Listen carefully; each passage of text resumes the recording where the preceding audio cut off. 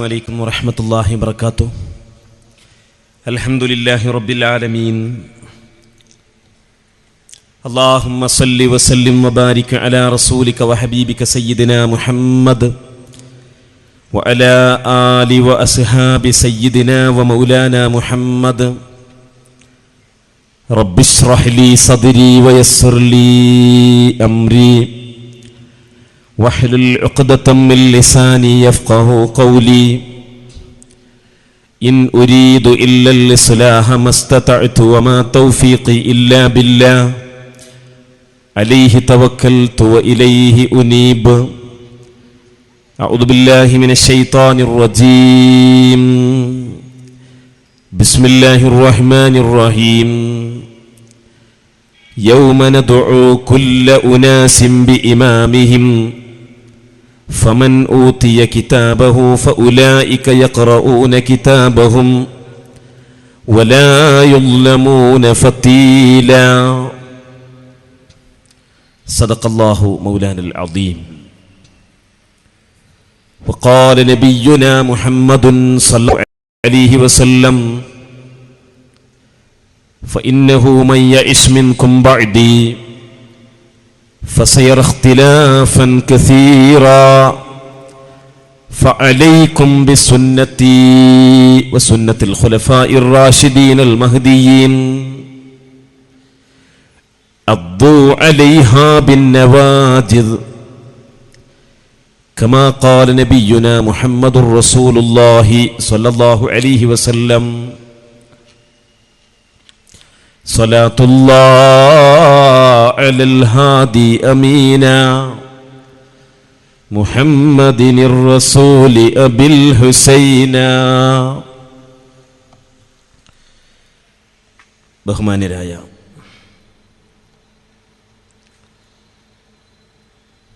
SKSF-ന്റെ ജില്ലാ അധ്യക്ഷൻ സയ്യിദ് ഫഖ്റുദ്ദീൻ തങ്ങൾ അൽ ഹസനി അവറുകളെ,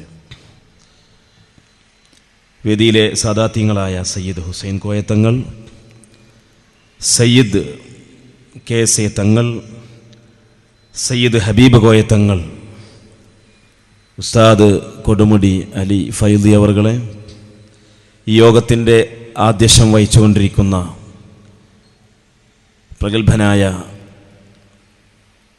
മുനീർ ഹുദവി അവറുകളെ, അതുപോലെ തന്നെ പ്രഗത്ഭരായ സാലിം ഫൈദി, ഹാറൂൺ റഷീദ് മാസ്റ്റർ, ഇങ്ങനെ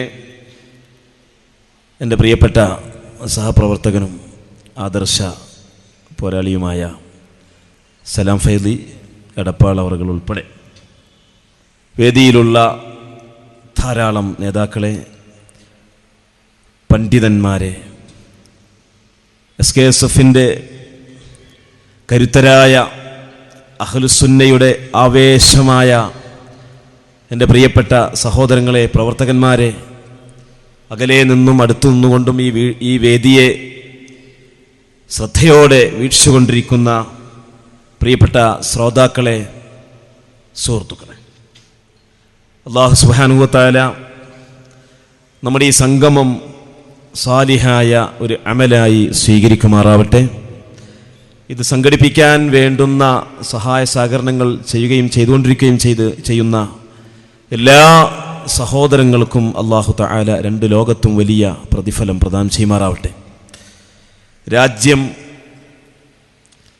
ആവശ്യമായി ശ്രദ്ധിച്ചുകൊണ്ടിരിക്കുന്ന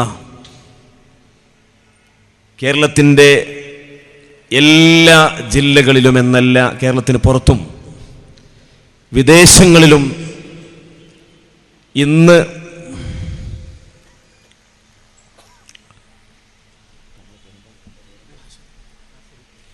ബഹുമാന്യരായ സയ്യിദ് പാണക്കാട് ഹാരിസ് അലി ശിഹാബ് തങ്ങൾ നമ്മുടെ വേദിയിലേക്ക് കടന്നു വരിക. ഹാരിസ് അലി ശിഹാബ് തങ്ങൾ നമ്മുടെ വേദിയിലേക്ക് കടന്നു വരികയാണ്.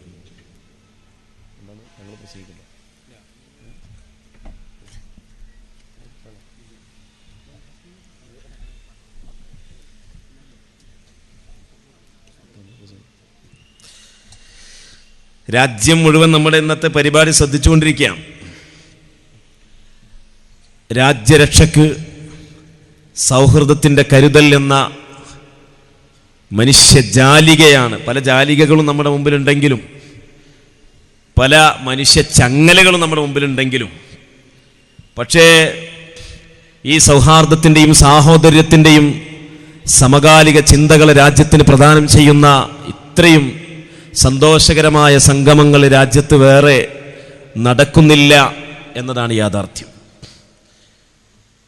ഇങ്ങനൊരു സൗഹാർദ്ദത്തിൻ്റെ സന്ദേശം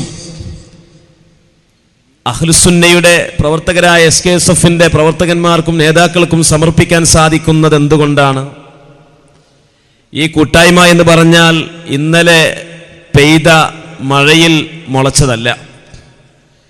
മറിച്ച് ഈ കൂട്ടായ്മ എന്ന് പറയുന്നത് 1400-ലധികം വരുന്ന അനേക നൂറ്റാണ്ടിന്റെ പാരമ്പര്യത്തിലൂടെ കടന്നു വരുന്ന ഒരു കണ്ണിയായി നിലകൊള്ളുന്ന കൂട്ടായ്മയാണ്. ആ നിലയ്ക്ക് ചിന്തിക്കുമ്പോൾ നമ്മുടെ പാരമ്പര്യം എന്ന് പറയുന്നത്, പാരമ്പര്യത്തിൻ്റെ ഒരു തുടർച്ച മാത്രമാണ് നമ്മുടെ മനുഷ്യജാലിക എന്ന് പറയുന്നത്. പൂർവകാലങ്ങളിൽ നമ്മുടെ പൂർവികർ നമുക്ക് പഠിപ്പിച്ചു തന്ന സ്നേഹത്തിൻ്റെയും സൗഹാർദ്ദത്തിൻ്റെയും മതവിഭാഗങ്ങൾക്കിടയിലുള്ള ഊഷ്മളമായ ബന്ധത്തിൻ്റെയും ചരിത്രങ്ങൾ അയവിറക്കിക്കൊണ്ടാണ് ഓരോ വർഷത്തെയും മനുഷ്യജാലിക ഇവിടെ സൃഷ്ടിക്കപ്പെടുന്നത്. അതേസമയം പരമ്പരാഗതമായ ഇസ്ലാമിനെ അംഗീകരിക്കാൻ നിർവാഹമില്ലാത്ത പല ആളുകളുമുണ്ട്. ഈ ആശയപ്രസ്ഥാനത്തെ അല്ലെങ്കിൽ ഈ ആദർശബോധത്തെ തിരസ്കരിക്കുന്ന ധാരാളം സംഘടനകളും സംഘങ്ങളും നമ്മുടെ രാജ്യത്തുണ്ട്. അവർക്കിതുപോലുള്ള സംഗമങ്ങളും കൂട്ടായ്മകളും സംഘടിപ്പിക്കാൻ പ്രയാസമാണ്. കാരണം അവരുടെ അടിത്തറ തന്നെ അസഹിഷ്ണുതയുടേതാണ്. സഹിഷ്ണുതയില്ലായ്മയിൽ നിന്നാണ് അവരുടെ അടിത്തറ രൂപപ്പെട്ടു വന്നിട്ടുള്ളത് എന്ന് വളരെ വ്യക്തമായി ചിന്തിക്കുമ്പോൾ നമുക്ക് മനസ്സിലാക്കാൻ സാധിക്കും. അതേസമയത്ത് നമുക്ക് അങ്ങനെയല്ല. നമ്മുടേത് വ്യക്തമായ പാരമ്പര്യമാണ്. ഈ പാരമ്പര്യം എവിടെ നിന്നാണ് ആരംഭിക്കുന്നത്?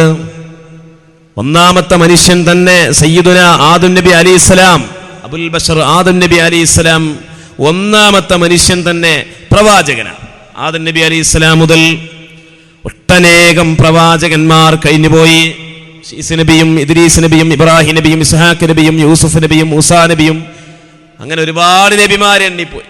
ദാനിയാൽ നബിയും ഈസാ നബിയും ഖാത്തിമുൻ നബിയ്യീന മുഹമ്മദുർ റസൂലുള്ളാഹി സ്വല്ലല്ലാഹു അലൈഹി വസല്ലം തങ്ങൾ വരേക്കുമുള്ള പല പ്രവാചകന്മാർ കഴിഞ്ഞുപോയി.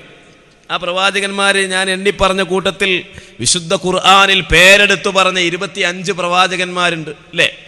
ആ 25 പ്രവാചകന്മാരിൽ നിന്ന് ഏതാനും പ്രവാചകന്മാരുടെ പേര് പറഞ്ഞ കൂട്ടത്തിൽ പറയാത്തൊരു പ്രവാചകന്റെ പേര് കൂടി ഞാൻ അതിൽ ഉൾപ്പെടുത്തി. ദാനിയാൽ നബി അലൈഹിസ്സലാം.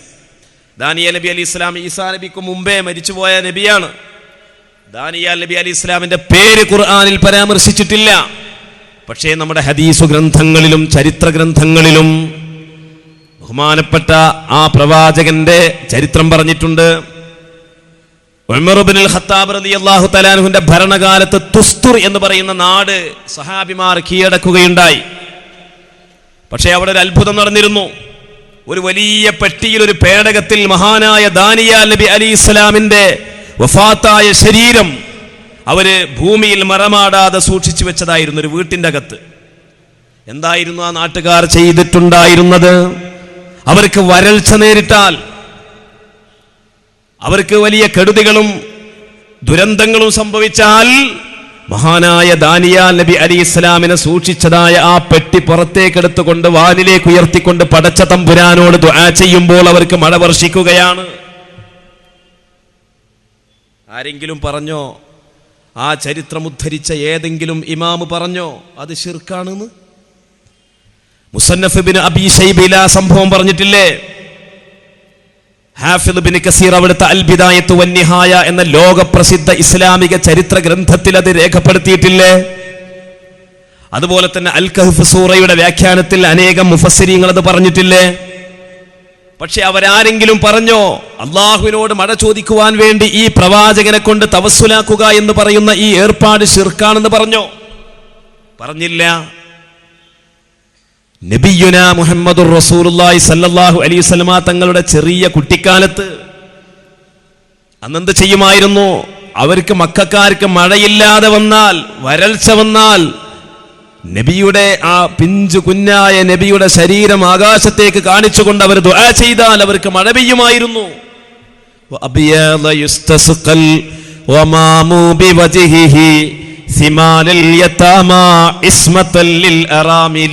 മഴ പെയ്യുമായിരുന്നു. അങ്ങനെ ദാനിയ നബി അലൈഹി ഇസ്ലാമിന്റെ ഈ ശരീരം എന്തു ചെയ്യണം എന്ന് സേനാനായകൻ മദീനയിലേക്ക് കത്തെഴുതുകയാണ്. ഉമർ ഇബ്നുൽ ഖത്താബ് റളിയല്ലാഹു അൻഹുവിനോട് എന്താ ചെയ്യേണ്ടത്? ഉമർ ഇബ്നുൽ ഖത്താബ് റളിയല്ലാഹു അൻഹു പറയുകയാണ്, നിങ്ങൾ ആ പ്രവാചകന്റെ ശരീരത്തെ നിങ്ങൾ മറമാടുക. ആര് തന്നെ മരിച്ചാലും അത് മറമാടാതിരിക്കാൻ പറ്റില്ല. അത് ഇസ്ലാമിന്റെ നിയമമാണ്. നബിമാരാവട്ടെ, ഔലിയാക്കളാവട്ടെ, പണ്ഡിതന്മാരാവട്ടെ, സാധാരണക്കാരാവട്ടെ, ആരുമാവട്ടെ, മറമാടുക എന്നുള്ളത് നിർബന്ധമാണ്. മറമാടൽ നിർബന്ധമാണ്. അതുകൊണ്ട് ദാനിയ നബി അലൈഹി ഇസ്ലാമിന്റെ ശരീരം നിങ്ങൾ മറമാടണം. അപ്പൊ അവരെ മറമാടിക്കഴിഞ്ഞാൽ ഈ ശരീരം ജീർണിച്ചു പോകുമോ? അതൊരു സംശയമാണ്. ആ സംശയത്തിന് മറുപടി നൽകിക്കൊണ്ടാണ് ഉമർ ഇബ്നുൽ ഖത്താബ് റളിയല്ലാഹു തആല അൻഹു പ്രത്യുത്തരം നൽകിയത്. ഇന്നല്ലാഹ ഹറമ അലൽ അർളി അജ്സാദൽ അംബിയാ. അല്ലാഹു തആല ഭൂമിയുടെ മേൽ പ്രവാചകന്മാരുടെ ശരീരത്തെ നിഷിദ്ധമാക്കിയിരിക്കുന്നു. അതുകൊണ്ട് പ്രവാചകന്മാരുടെ ശരീരം അത് കേടായി പോവുകയില്ല, അത് പകർച്ചയാകുകയില്ല, അത് ജീർണിക്കുന്നതല്ല. നിങ്ങൾ ധൈര്യത്തോടു കൂടി മറമാടുക. തീർന്നില്ല, അവിടെ അവസാനിപ്പിച്ചില്ല. അവരുടെ ശരീരത്തെ തീ ഭക്ഷിക്കുകയും ഇല്ല. ചില ആൾക്കാർക്ക് ഒരു സംശയമുണ്ട്, മുടി ഇട്ടാ കത്തുവോ?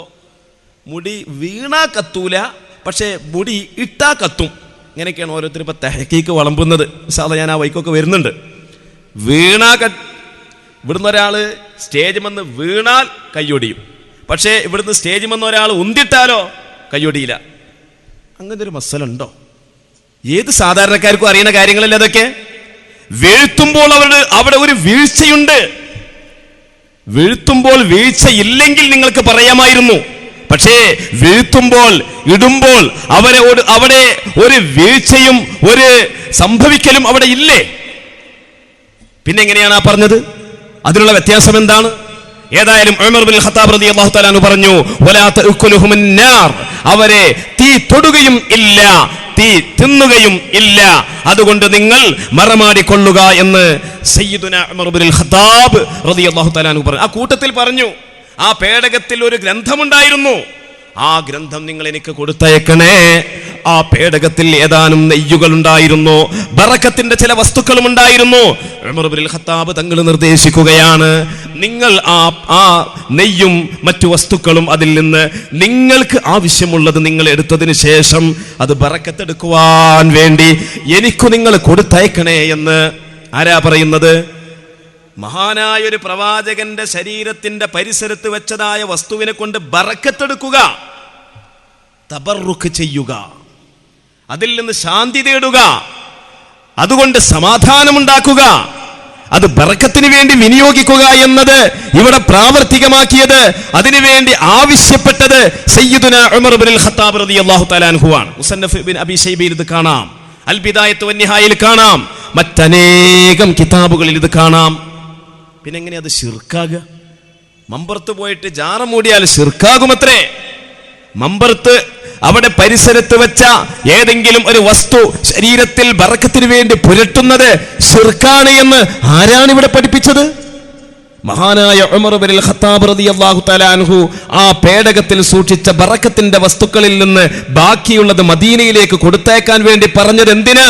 ബറക്കത്തെടുക്കാനല്ലേ? എന്നിട്ട് ചില ആളുകൾ പറയുകയാണ് തബറുക്ക് ശിർക്ക. അപ്പൊ അതാണ് ദാനിയ നബി അലൈഹി ഇസ്ലാമിന്റെ ചരിത്രം. സയ്യിദുന അവസാന പ്രവാചകനായ ഖാതിമുൻ നബിയ്യീൻ മുഹമ്മദുർ റസൂലുള്ളാഹി സ്വല്ലല്ലാഹു അലൈഹി വസല്ലമ തങ്ങൾ വരികയാണ്. നബി സല്ലല്ലാഹു അലൈഹി വസല്ലമ തങ്ങൾ 23 കൊല്ലമല്ലേ, സംഭവബഹുലമായ 23 കൊല്ലത്തിന്റെ പരിസമാപ്തി കുറിച്ചുകൊണ്ട് ഹജ്ജത്തുൽ വദാഇന്റെ അന്ന് അല്ലെങ്കിൽ പിറ്റേന്ന് ആയത്തിറങ്ങുകയാണ്. അൽ യൗമ അക്മൽതു ലക്കും ദീനക്കും വഅത്മംതു അലൈക്കും നിഅമതി വറദീതു ലക്കുമുൽ ഇസ്ലാമ ദീന. ഈ ആയത്തൊക്കെ ഇന്ന് വാട്സപ്പിലും സോഷ്യൽ മീഡിയയിലും ഫേസ്ബുക്കിലൊക്കെ വളരെ ദുരുപയോഗം ചെയ്തുകൊണ്ടിരിക്കുകയാണ്. ഇസ്ലാം അങ്ങോട്ട് പൂർത്തിയായി, അതുകൊണ്ട് നബിദിനാഘോഷം പറ്റൂല. ഇസ്ലാം അങ്ങോട്ട് പൂർത്തിയായി, അതുകൊണ്ട് മൗലിദ് പറ്റൂല. ഇസ്ലാം അങ്ങോട്ട് പൂർത്തിയായി, അതുകൊണ്ട് മങ്കൂസ് മൗലിദ് പറ്റൂല. പറയുന്നേട്ടാ തോന്നും സൂറത്തുൽ മാഇദയുടെ 3-ാമത്തെ ആയത്തിൽ മങ്കൂസ് മൗലിദ് പറ്റൂല എന്ന് പറഞ്ഞിട്ടുണ്ട്. പറച്ചിൽ കേട്ടാ അങ്ങനെ തോന്നുക. എന്നാൽ എന്താണ് ആ ആയത്തിലുള്ളത്? സൂറത്തുൽ മാഇദയുടെ 3-ാമത്തെ സൂക്തത്തിലടങ്ങിയ അൽയൗമ അക്മൽതു ലക്കും ദീനക്കും വഅത്മംതു അലൈക്കും നിഅമതി വറദീതു ലക്കുമുൽ ഇസ്ലാമ ദീനാ. ഈ ദിവസം ഹജ്ജത്തുൽ വദാഇന്റെ ദിവസം നിങ്ങൾക്ക് മാത്രമായി ഞാൻ നിങ്ങളുടെ ദീൻ പൂർത്തിയാക്കി, നിങ്ങൾക്കുമേൽ മാത്രമായി എന്റെ നിഅമത്ത് ഞാൻ സമ്പൂർണ്ണമാക്കി തന്നു. വറദീതു ലക്കുമുൽ ഇസ്ലാമ ദീന, നിങ്ങൾക്ക് മാത്രമായി ഇസ്ലാമിനെ ദീനായി ഞാൻ പൊരുത്തപ്പെട്ടു തന്നു എന്ന് അല്ലാഹു തആല പറഞ്ഞു. അവിടെ അൽയൗമ അക്മൽതു ലക്കും ദീനക്കും എന്താണ് അതിന്റെ അർത്ഥം? അതിന് 4 അർത്ഥമാണുള്ളത്. അതിനപ്പുറം അർത്ഥം കേട്ടോ. ഖുർആൻ അർത്ഥം 4 ഒതുക്കാനൊന്നും പറ്റില്ല. പക്ഷേ പ്രസക്തമായി വളരെ പ്രമാദമായി കൊണ്ട് മുഫസ്സിരീങ്ങൾ രേഖപ്പെടുത്തിയത് എന്താണ്? ഇനി ഒരു പ്രവാചകൻ ഇവിടെ വരാനില്ല. അതാണ് അതിന്റെ ഒരു അർത്ഥം. ഇനി ഒരു പ്രവാചകൻ ഇവിടെ വരാനില്ല. രണ്ടാമത്തെ അർത്ഥം എന്താണ്? ഇസ്ലാമിന്റെ വിശ്വാസ നിയമാവലികൾ പൂർണ്ണമായിരിക്കുന്നു. ഖവാഇദുൽ അഖായിദി, വിശ്വാസ തത്വങ്ങളെല്ലാം പൂർണ്ണമായി. ഇനി പുതിയൊരു വിശ്വാസം ഇസ്ലാമിലേക്ക് ചേർക്കാനില്ല. ഉസൂലുൽ ഇബാദാത്തി, 3-ാമത്തെ അർത്ഥം ഇസ്ലാമിന്റെ മർമ്മങ്ങളായ അടിസ്ഥാന ആരാധനകളും പൂർത്തിയായി. എല്ലാം അതോടുകൂടി അവസാനിച്ചു എന്നല്ല, ശരിക്കും മനസ്സിലാക്കണം. ഇതിന്റെ പ്രവർത്തകന്മാർ മനസ്സിലാക്കണം. അൽയൗമ അക്മൽതു ലക്കും ദീനക്കും, നബിദിനാഘോഷം പാടില്ല. കാരണം മൗലിദാഘോഷം എന്ന സാങ്കേതിക ആ പദാവലി ഉപയോഗപ്പെടുത്തിക്കൊണ്ടുള്ള ആഘോഷ രീതി പിൽക്കാലത്ത് വന്നതാണ്. അതിന്റെ അടിസ്ഥാനം നബിയുടെ കാലത്തെ ഉള്ളതാണ്. അതിന്റെ അടിസ്ഥാനം സഹാബത്ത് അനുവർത്തിച്ചതാണ്. അതിന്റെ അടിസ്ഥാനം താബിഈങ്ങൾ പ്രാവർത്തികമാക്കിയതാണ്. താബിഈങ്ങൾ അവലംബിച്ചതാണ്. പക്ഷെ മൗലിദാഘോഷം എന്ന നാമകരണത്തിലൂടെ സാങ്കേതികമായി അറിയപ്പെട്ടുകൊണ്ടുള്ള ശൈലിയും രൂപവും ഭാവവും വെച്ചുകൊണ്ടുള്ള നബിദിനാഘോഷ പരിപാടികൾ അത് പിൽക്കാലത്ത് വന്നതാ. അതാണ് തഴവ മുഹമ്മദ് കുഞ്ഞി മൗലവി പറഞ്ഞത്, മൗലിദ് കഴിക്കൽ മുമ്പ് പതിവില്ലാത്തതാ, അത് ഹിജ്റ 300 ശേഷം വന്നതാ. അപ്പൊ ഹിജ്റ 300 ശേഷല്ലേ, അതുകൊണ്ട് പാടില്ല എന്നാ മനസ്സിലാക്കേണ്ടത്. മൗലിദ് എന്ന അറബി വാക്കുണ്ട് അതില്, അത് മനസ്സിലായിട്ടില്ല.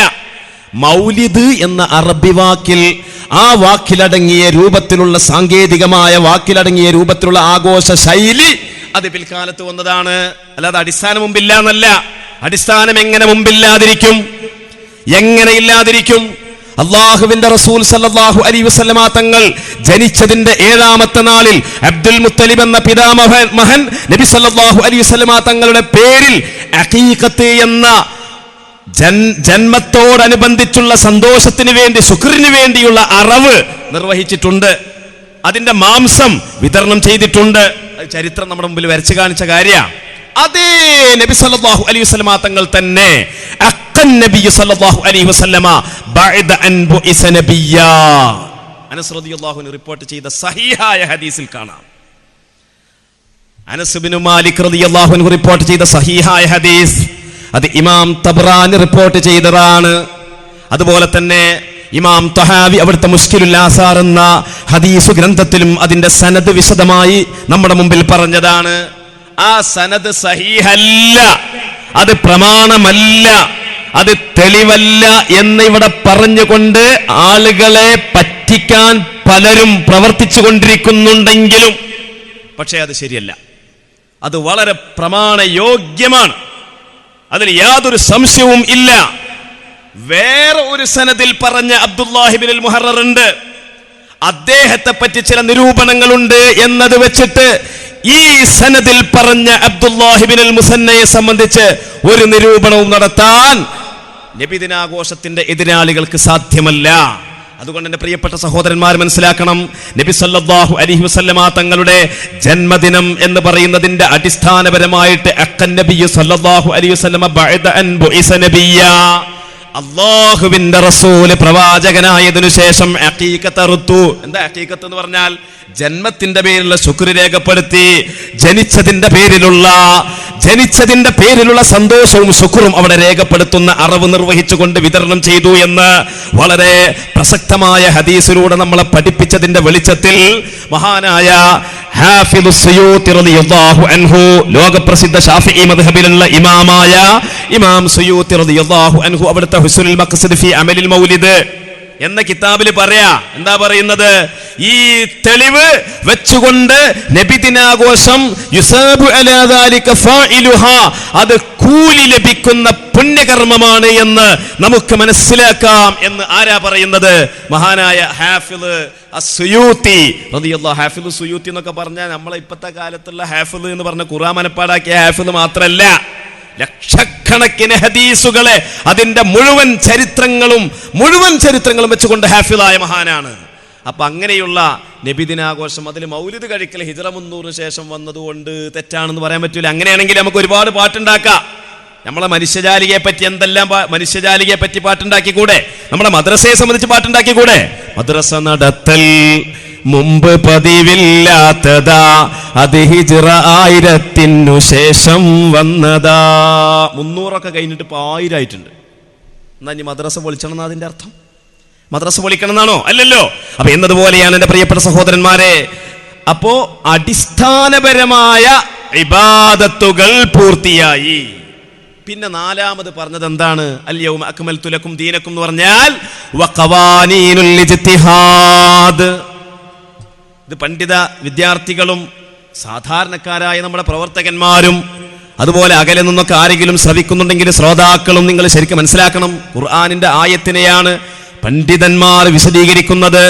വഖവാനീനുൽ ഇജ്തിഹാദ്, പിൽക്കാലത്തുള്ള മുജ്തഹിദീങ്ങളായ ഇമാമുമാർക്ക് ഖുർആനിനെ വെച്ചുകൊണ്ട്, പ്രവാചകന്റെ ഹദീസുകളെ വെച്ചുകൊണ്ട്, പൂർവഗാമികളുടെ ഇജ്മാഇനെ വെച്ചുകൊണ്ട് മതത്തിന്റെ വിധികൾ കണ്ടെത്താൻ ആവശ്യമായ അടിസ്ഥാന നിയമങ്ങളും പൂർണ്ണമായി എന്നാണ് ഈ ആയത്തിന്റെ അർത്ഥമെന്ന് മഹാന്മാരായ പണ്ഡിതന്മാർ പഠിപ്പിക്കുകയാണ്. അപ്പൊ പിന്നെ പ്രവാചകൻ ഇമാരിനി വരാനില്ലെങ്കിൽ പിന്നെ ലോകത്ത് ആരാണ് ഇത് എത്തിച്ചു കൊടുക്കുക? അത് എത്തിച്ചു കൊടുക്കുവാൻ വേണ്ടി അല്ലാഹുവിന്റെ റസൂൽ അതേ ഹജ്ജത്തുൽ വദാഇൽ തന്നെ 1,00,000-ൽ പരം വരുന്ന സഹാബത്തിനോട് പറഞ്ഞു,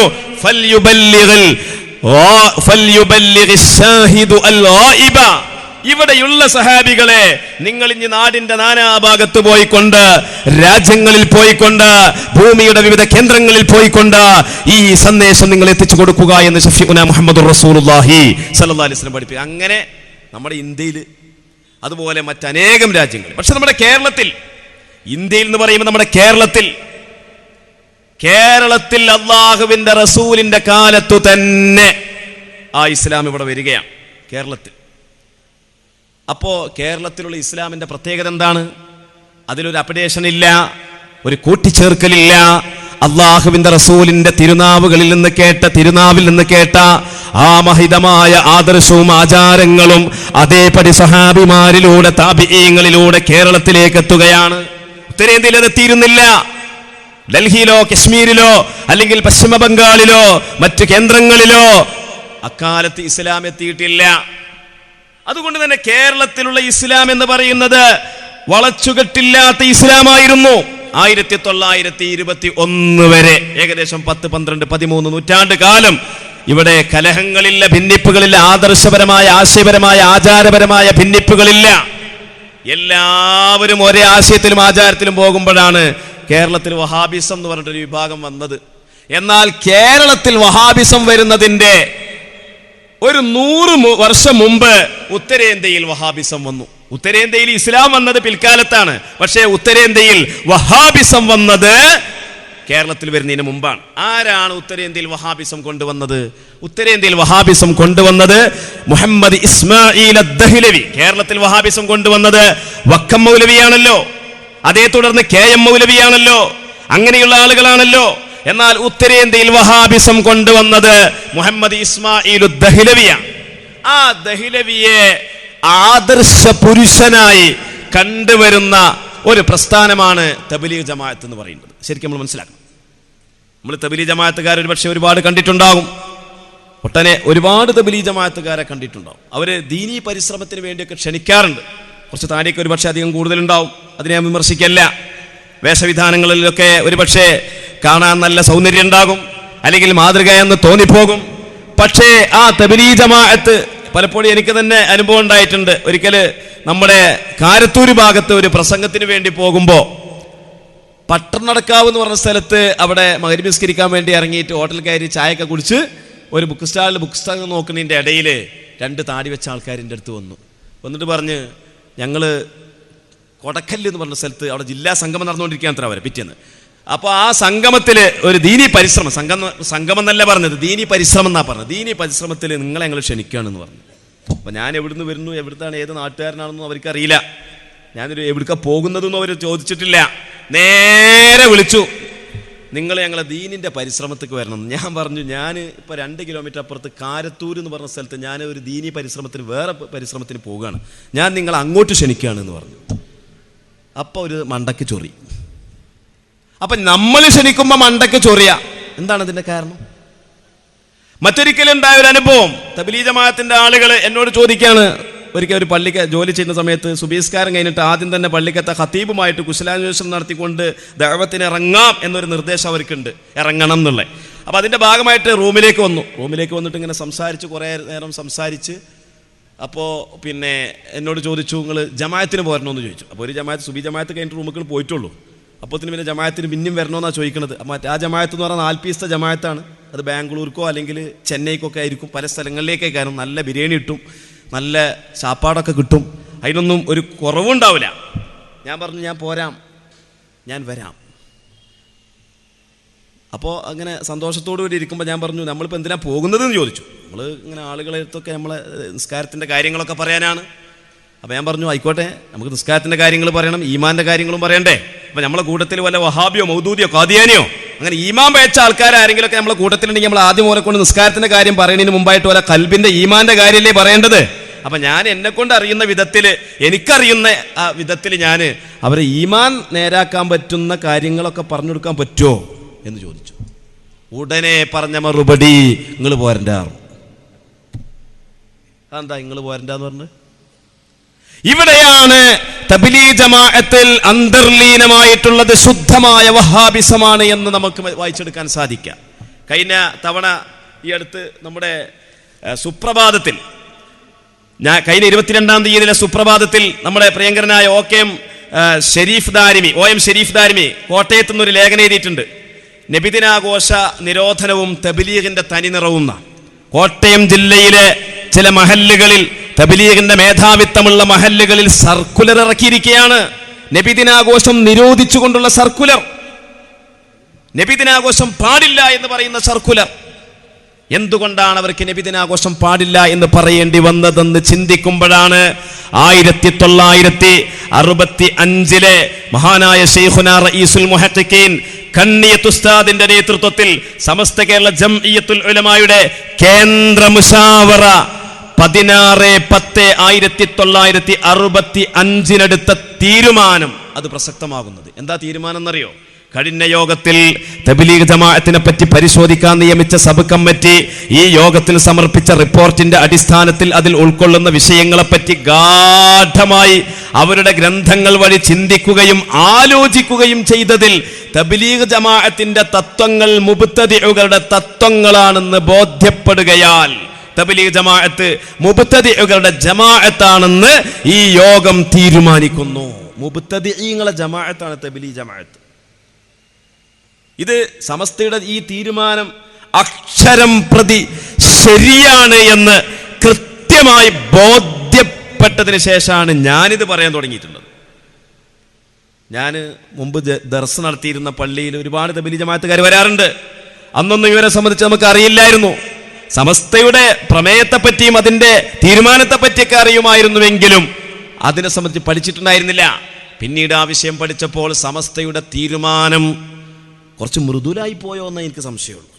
ഇത്രയൊന്നും പറഞ്ഞാൽ പോരാ, കുറച്ചും കൂടി ജനങ്ങളോട് കടുത്ത അതിൻ്റെ ശക്തമായ താക്കീതോടുകൂടി ഭാഷയിൽ സമസ്ത തീരുമാനമെടുക്കേണ്ടതായിരുന്നു എന്നിങ്ങനെ തോന്നിപ്പോകുന്ന വിധത്തിലാണ് ഇന്ന് കാര്യങ്ങൾ മുന്നോട്ട് പോയിക്കൊണ്ടിരിക്കുന്നത്. നിങ്ങൾ നോക്കൂ, 2014 ഫെബ്രുവരി ലക്കത്തിൽ തബ്ലീഗ് ജമാഅത്തിന്റെ കേരളത്തിലുള്ള മലയാളത്തിലുള്ള മാസികയായ അൽ ബലാഗ് മാസിക, ആ ബലാഗ് മാസികയുടെ 34-ാമത്തെ പേജിൽ കൃത്യമായിട്ട് തന്നെ അവര് നബിദിനാഘോഷത്തെ ഇന്ന് നമ്മുടെ മുമ്പിൽ വഹാബികൾ എതിർക്കുന്ന അതേ ശൈലിയിൽ തന്നെ എതിർത്തുകൊണ്ടിരിക്കുകയാണ്. കണ്ടോ, അല്പം ചില നബിദിന ചിന്തകൾ ഈ ലേഖനത്തിൽ. ഞാൻ വിചാരിച്ചു നബിദിനവുമായി ബന്ധപ്പെട്ട് കുറച്ച് ചിന്തിക്കാൻ ആവശ്യമായ കാര്യങ്ങൾ പറഞ്ഞുതരാമെന്ന് വിചാരിച്ചിട്ട് വായിച്ചു നോക്കുമ്പോൾ എന്താ പറയുന്നത്? നബിദിനം പാടില്ല എന്നാ പറയുന്നത്. ആഘോഷിക്കാതിരിക്കൽ തന്നെയാണ് ഉത്തമം, വിശേഷിച്ചും അന്നല്ലേ റസൂലുള്ളാഹി വഫാത്തായത് എന്ന്. ഇത് കേരളത്തിലെ വഹാബികൾ പറയുന്ന ഒരു ന്യായാണ്. എന്താണെന്നറിയോ? വഹാബികൾ പറയാറുണ്ട്, ശുദ്ധ വഹാബിയത്തിന്റെ ഒരു നിഗൂഢ സംഘമാണ് തബ്ലീഗ് ജമാഅത്ത് എന്നുള്ളതിന്റെ ചെറിയ ചെറിയ സാമ്പിളുകളാണ് ഞാൻ പറയുന്നത്. വഹാബിസം പറയുന്നത് എന്താ? റസൂലുള്ളാഹി ജനിച്ചത് എന്നാണ് എന്നുള്ളതിൽ അവിടെ ഇവിടെയൊക്കെ അഭിപ്രായ വ്യത്യാസങ്ങളൊക്കെ ഉണ്ട്. അതേസമയത്ത് നബി സല്ലല്ലാഹു അലൈഹി വസല്ലം തങ്ങൾ വഫാത്തായത് 12-നാണ്. അതിന് തർക്കമൊന്നുമില്ല എന്നാ പറയുന്നത്. അപ്പൊ തർക്കമൊന്നുമില്ലാത്തതുകൊണ്ട് ഇപ്പൊ ഇറങ്ങുന്ന സർവ്വ നോട്ടീസുകളിലും എല്ലാ കൊല്ലത്തെ റബീഉൽ അവ്വലിലും ഇറങ്ങുന്ന നബിദിനാഘോഷം അനാചാരം തന്നെ എന്ന് പറയുന്ന എല്ലാ നോട്ടീസുകളും ഇപ്പൊ തുടങ്ങുന്നത് ഇന്നാ ലില്ലാഹി വ ഇന്നാ ഇലൈഹി റാജിഊൻ എന്ന് പറഞ്ഞിട്ടാ. വല്ലാത്തൊരു അത്ഭുതം തന്നെ. എല്ലാ റബീഉൽ അവ്വൽ മാസം വരുമ്പോഴും ഇത് റസൂലുള്ളാഹി വഫാത്തായ മാസമാണ്, ദിവസമാണെന്ന് വിചാരിച്ചുകൊണ്ട് ഇന്നാ ലില്ലാഹി വ ഇന്നാ ഇലൈഹി റാജിഊൻ എന്ന് പറയാൻ തുടങ്ങുന്ന വഹാബികൾ, ഞങ്ങൾ ചോദിക്കട്ടെ, വഹാബിസത്തോട് വളരെ സ്നേഹത്തോടു കൂടി ഒരു ചോദ്യം ചോദിക്കട്ടെ. എന്താണെന്നറിയോ? നിങ്ങൾ ഈ ഇന്നാ ലില്ലാഹി വ ഇന്നാ ഇലൈഹി റാജിഊൻ എന്ന് ചൊല്ലിത്തുടങ്ങുന്ന ഈ സമ്പ്രദായം ആരാണ് നിങ്ങൾക്ക് പഠിപ്പിച്ചത്? സഹാബത്ത് ചെയ്തിട്ടുണ്ടോ? റബീഉൽ അവ്വൽ മാസം വരുമ്പോൾ ഇന്നാ ലില്ലാഹി വ ഇന്നാ ഇലൈഹി റാജിഊൻ താബിഈങ്ങൾ ചെയ്തിട്ടുണ്ടോ? താബിഈങ്ങൾ ചെയ്തിട്ടുണ്ടോ? നിങ്ങൾ നമ്മളോട് ചോദിക്കാറുണ്ടല്ലോ. അത് ആയിഷ ബീവി ചെയ്തിട്ടുണ്ടോ? ഇത് സിദ്ദീഖുൽ അക്ബർ ചെയ്തിട്ടുണ്ടോ? ഇത് ഷാഫി ഇമാം ചെയ്തിട്ടുണ്ടോ എന്ന് ചോദിക്കുന്ന നിങ്ങളോട് അതേ ഭാഷയിൽ ഞങ്ങളൊന്ന് ചോദിക്കട്ടെ. ഈ തർജീഇന്റെ വാക്ക്, ഈ ഇസ്തിർജാഇന്റെ ദിക്ർ അഥവാ ഇന്നാ ലില്ലാഹി വ ഇന്നാ ഇലൈഹി റാജിഊൻ അത് ആരാണ് പ്രവർത്തിച്ചത്? ഓരോ നോട്ടീസിലും, ഓരോ വർഷത്തെ നോട്ടീസിലും ഇപ്പൊ റബീഉൽ അവ്വൽ 12 വരുമ്പോ നമ്മൾ സന്തോഷിക്കുമ്പോ, നമ്മൾ റസൂലുള്ളാഹിന്റെ മദ്ഹ് പറയുമ്പോ, നമ്മൾ റസൂലുള്ളാഹിന്റെ മേൽ സലാത്ത് ചെല്ലുമ്പോ, റസൂലുള്ളാഹിന്റെ സ്നേഹത്തിന്റെയും മാനവികതയുടെയും ആത്മീയതയുടെയും വിജയത്തിന്റെയും സന്ദേശങ്ങളെ ഈ മുസ്ലിമീങ്ങളുടെയിലും അമുസ്ലിമീങ്ങളുടെയിലും പരസ്യമായിട്ട് നമ്മൾ വിളംബരം ചെയ്യുമ്പോ ഇവരിങ്ങനെ തലക്ക് കയ്യും കൊടുത്തുകാണ്ട് ഇന്നാ ലില്ലാഹി വ ഇന്നാ ഇലൈഹി റാജിഊൻ ചൊല്ലുകയാണ്. എന്തൊരു വിരോധാഭാസം! അതേ നിലപാട് തന്നെയാണ് തബ്ലീഗ് ജമാഅത്തുകാരനും കുറിക്കുന്നത്. കണ്ടോ, ആഘോഷിക്കാതിരിക്കൽ തന്നെയാണ് ഉത്തമം, വിശേഷിച്ചും അവിടുത്തെ വിയോഗം വന്നല്ലേ. യഥാർത്ഥത്തിൽ റസൂലുള്ളാഹി വഫാത്തായത് എന്നാ? 12-നാണ്, എന്നാ 1-നാണെന്നും പറയുന്നവരുണ്ട്, 2-നാണെന്ന് പറഞ്ഞ ഇമാമിങ്ങളുണ്ട്, 10-നാണെന്ന് പറഞ്ഞ ഇമാമിങ്ങളുണ്ട്, മറ്റു ഡേറ്റുകളിലാണെന്ന് പറഞ്ഞ ഇമാമിങ്ങളുണ്ട്. സൂറത്തുൽ മാഇദയുടെ 3-ാമത്തെ ആയത്ത് വിശദീകരിക്കുന്ന കൂട്ടത്തിൽ മുഫസ്സിരീങ്ങളിൽ പലരും പറഞ്ഞത് അത് റബീഉൽ അവ്വൽ 2-നാണെന്നാണ്. മുഹദ്ദിസീങ്ങളിൽ പലരും പറഞ്ഞത് അത് റബീഉൽ അവ്വൽ 2-നാണെന്നാണ്. കഴിഞ്ഞ വർഷം നമ്മളെ കണ്ണൂരിലുള്ള ഒരു സ്ഥലത്ത് വെച്ചുകൊണ്ടൊരു സംവാദം നടക്കുകയുണ്ടായി. ജംഇയ്യത്തുൽ മുഅല്ലിമീനും അതുപോലെ തന്നെ മുജാഹിദീങ്ങളും തമ്മിലൊരു സംവാദം നടക്കുകയുണ്ടായി. ആ സംവാദത്തിൽ ഞങ്ങൾ ചോദിച്ചു, നിങ്ങൾ ഇങ്ങനെ എഴുതി വിടുന്നുണ്ടല്ലോ, റബീഉൽ അവ്വൽ 12-നാണോ നബി ജനിച്ചത്? സംശയാസ്പദമാണെന്നും റബീഉൽ അവ്വൽ 12-നാണോ നബി വഫാത്തായത്? സംശയാസ്പദമല്ലെന്നും നിങ്ങൾ പറയുന്നുണ്ടല്ലോ. എന്നാൽ 12-നാണ് നബി തങ്ങൾ വഫാത്തായതെന്നതിൽ തർക്കമില്ല എന്ന വാദത്തിന്റെ രേഖ എന്താണ് മൗലവി? അതിന് മൗലവി പറഞ്ഞ മറുപടി എന്താ അറിയോ? വേണ്ട, ആ മറുപടി പിന്നെ പെട്ടെന്നുണ്ട്, അത് ഞങ്ങൾ അടുത്ത കൊല്ലം തിരുത്തിക്കോളാറുണ്ട്. പെട്ടെന്നുണ്ട് മറുപടി, നമുക്കൊന്നും ചോദിക്കാമല്ലോ. അടുത്ത കൊല്ലം ഞങ്ങൾ തിരുത്തിക്കോളാന്ന് പറഞ്ഞു. അപ്പൊ ഞാൻ ഈ വർഷം കാത്തിരുന്നു. ഈ വർഷത്തെ റബീഉൽ അവ്വൽ മാസത്തിൽ ഇതേ വിഭാഗം തന്നെ ഇറക്കുന്ന നോട്ടീസ് ഉണ്ടല്ലോ. ആ വിഭാഗം ഇപ്പൊ മുജാഹിദ് എന്നുള്ള പേരൊക്കെ മാറ്റിയിട്ട് ഇപ്പൊ വിസ്ഡം എന്നാക്കിയിട്ടുണ്ട്. വിസ്ഡം ഞാനൂലുകളായിട്ട് വലിയ വെല്ലുവിളിക്കാരായിട്ട് വരിക. പക്ഷേ കഴിഞ്ഞ വർഷം ലോകത്തോട് വിളിച്ചു പറഞ്ഞ, ഞങ്ങൾ തിരുത്തിക്കോളാമെന്ന് പറഞ്ഞത് എന്തുകൊണ്ട് ഈ വർഷം തിരുത്തിയില്ല?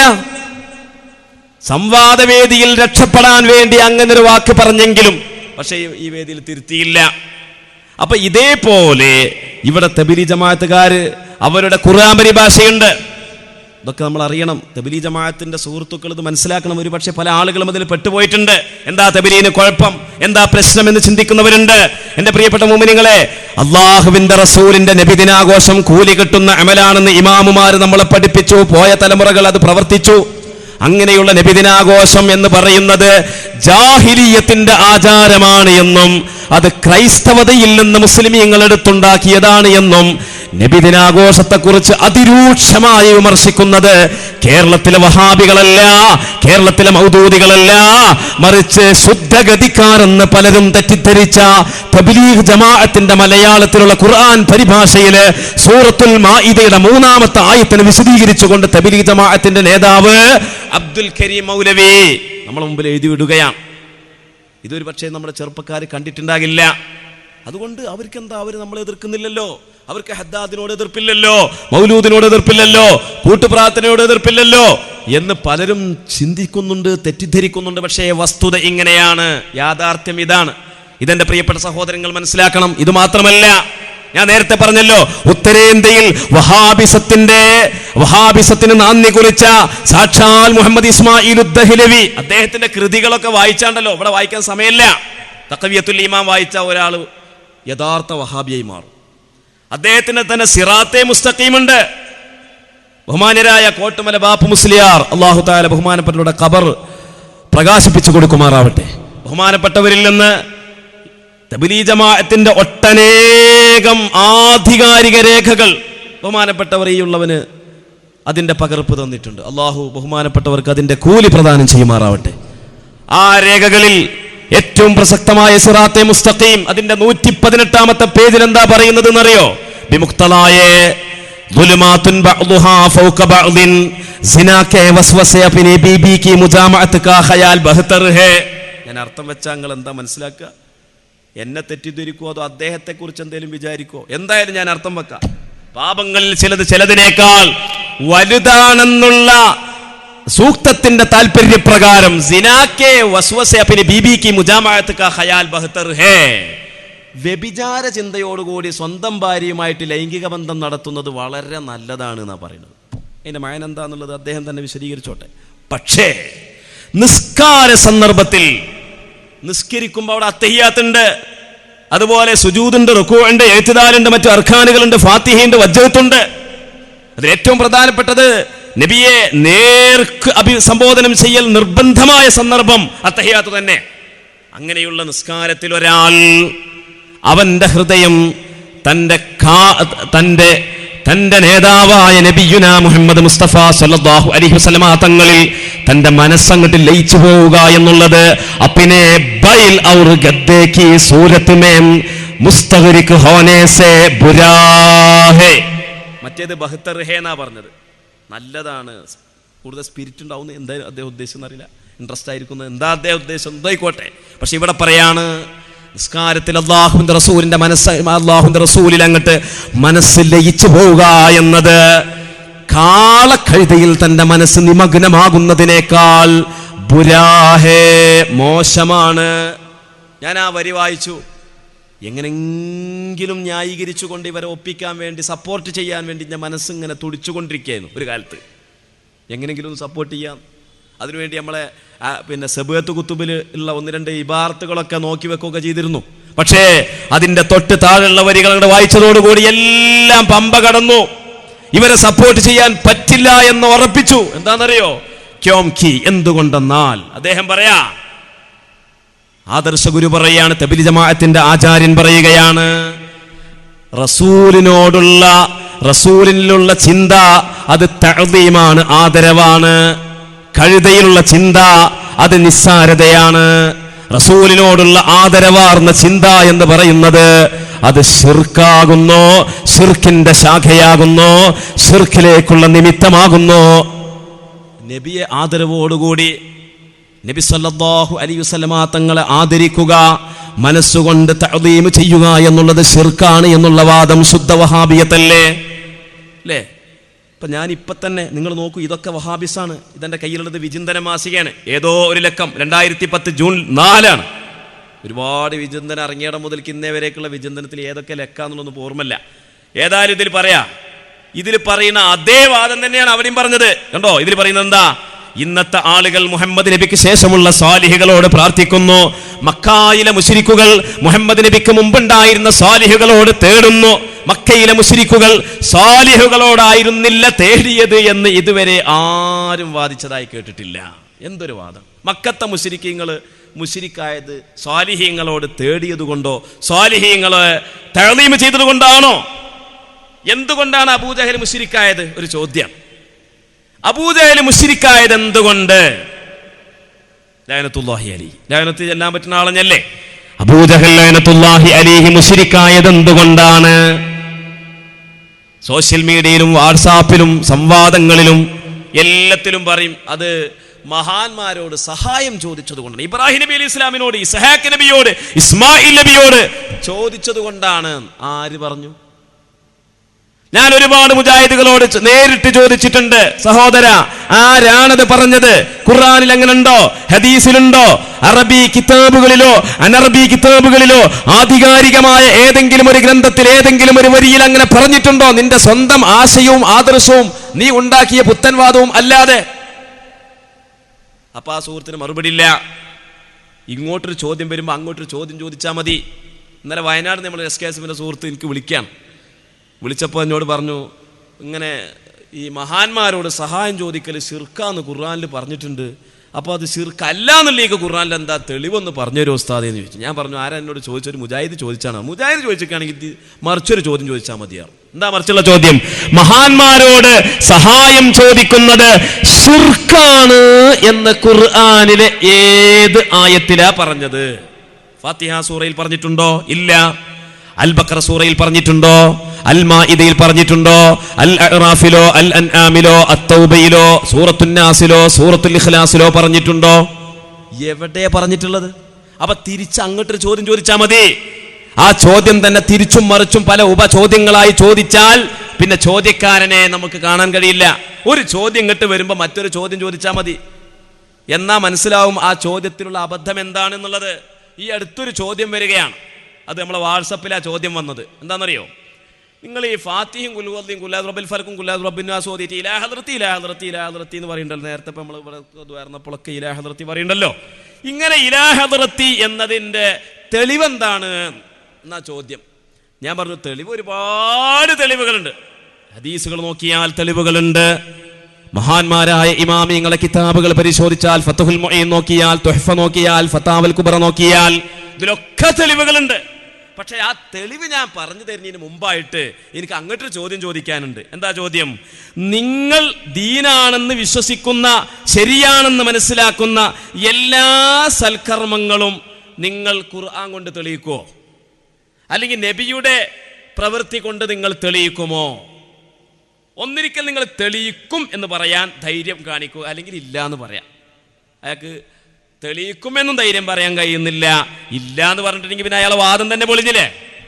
അങ്ങനെ ആ വാട്സപ്പിൽ അദ്ദേഹത്തിൻ്റെ ചോദ്യം നമ്മൾ കാത്തിരിക്കുന്ന ബഹുമാന്യരായ അബ്ദുസമദ് സാഹിബ്, പൂക്കോട്ട് സാഹിബ് ഇവിടെ എത്തിയിരിക്കുകയാണ്.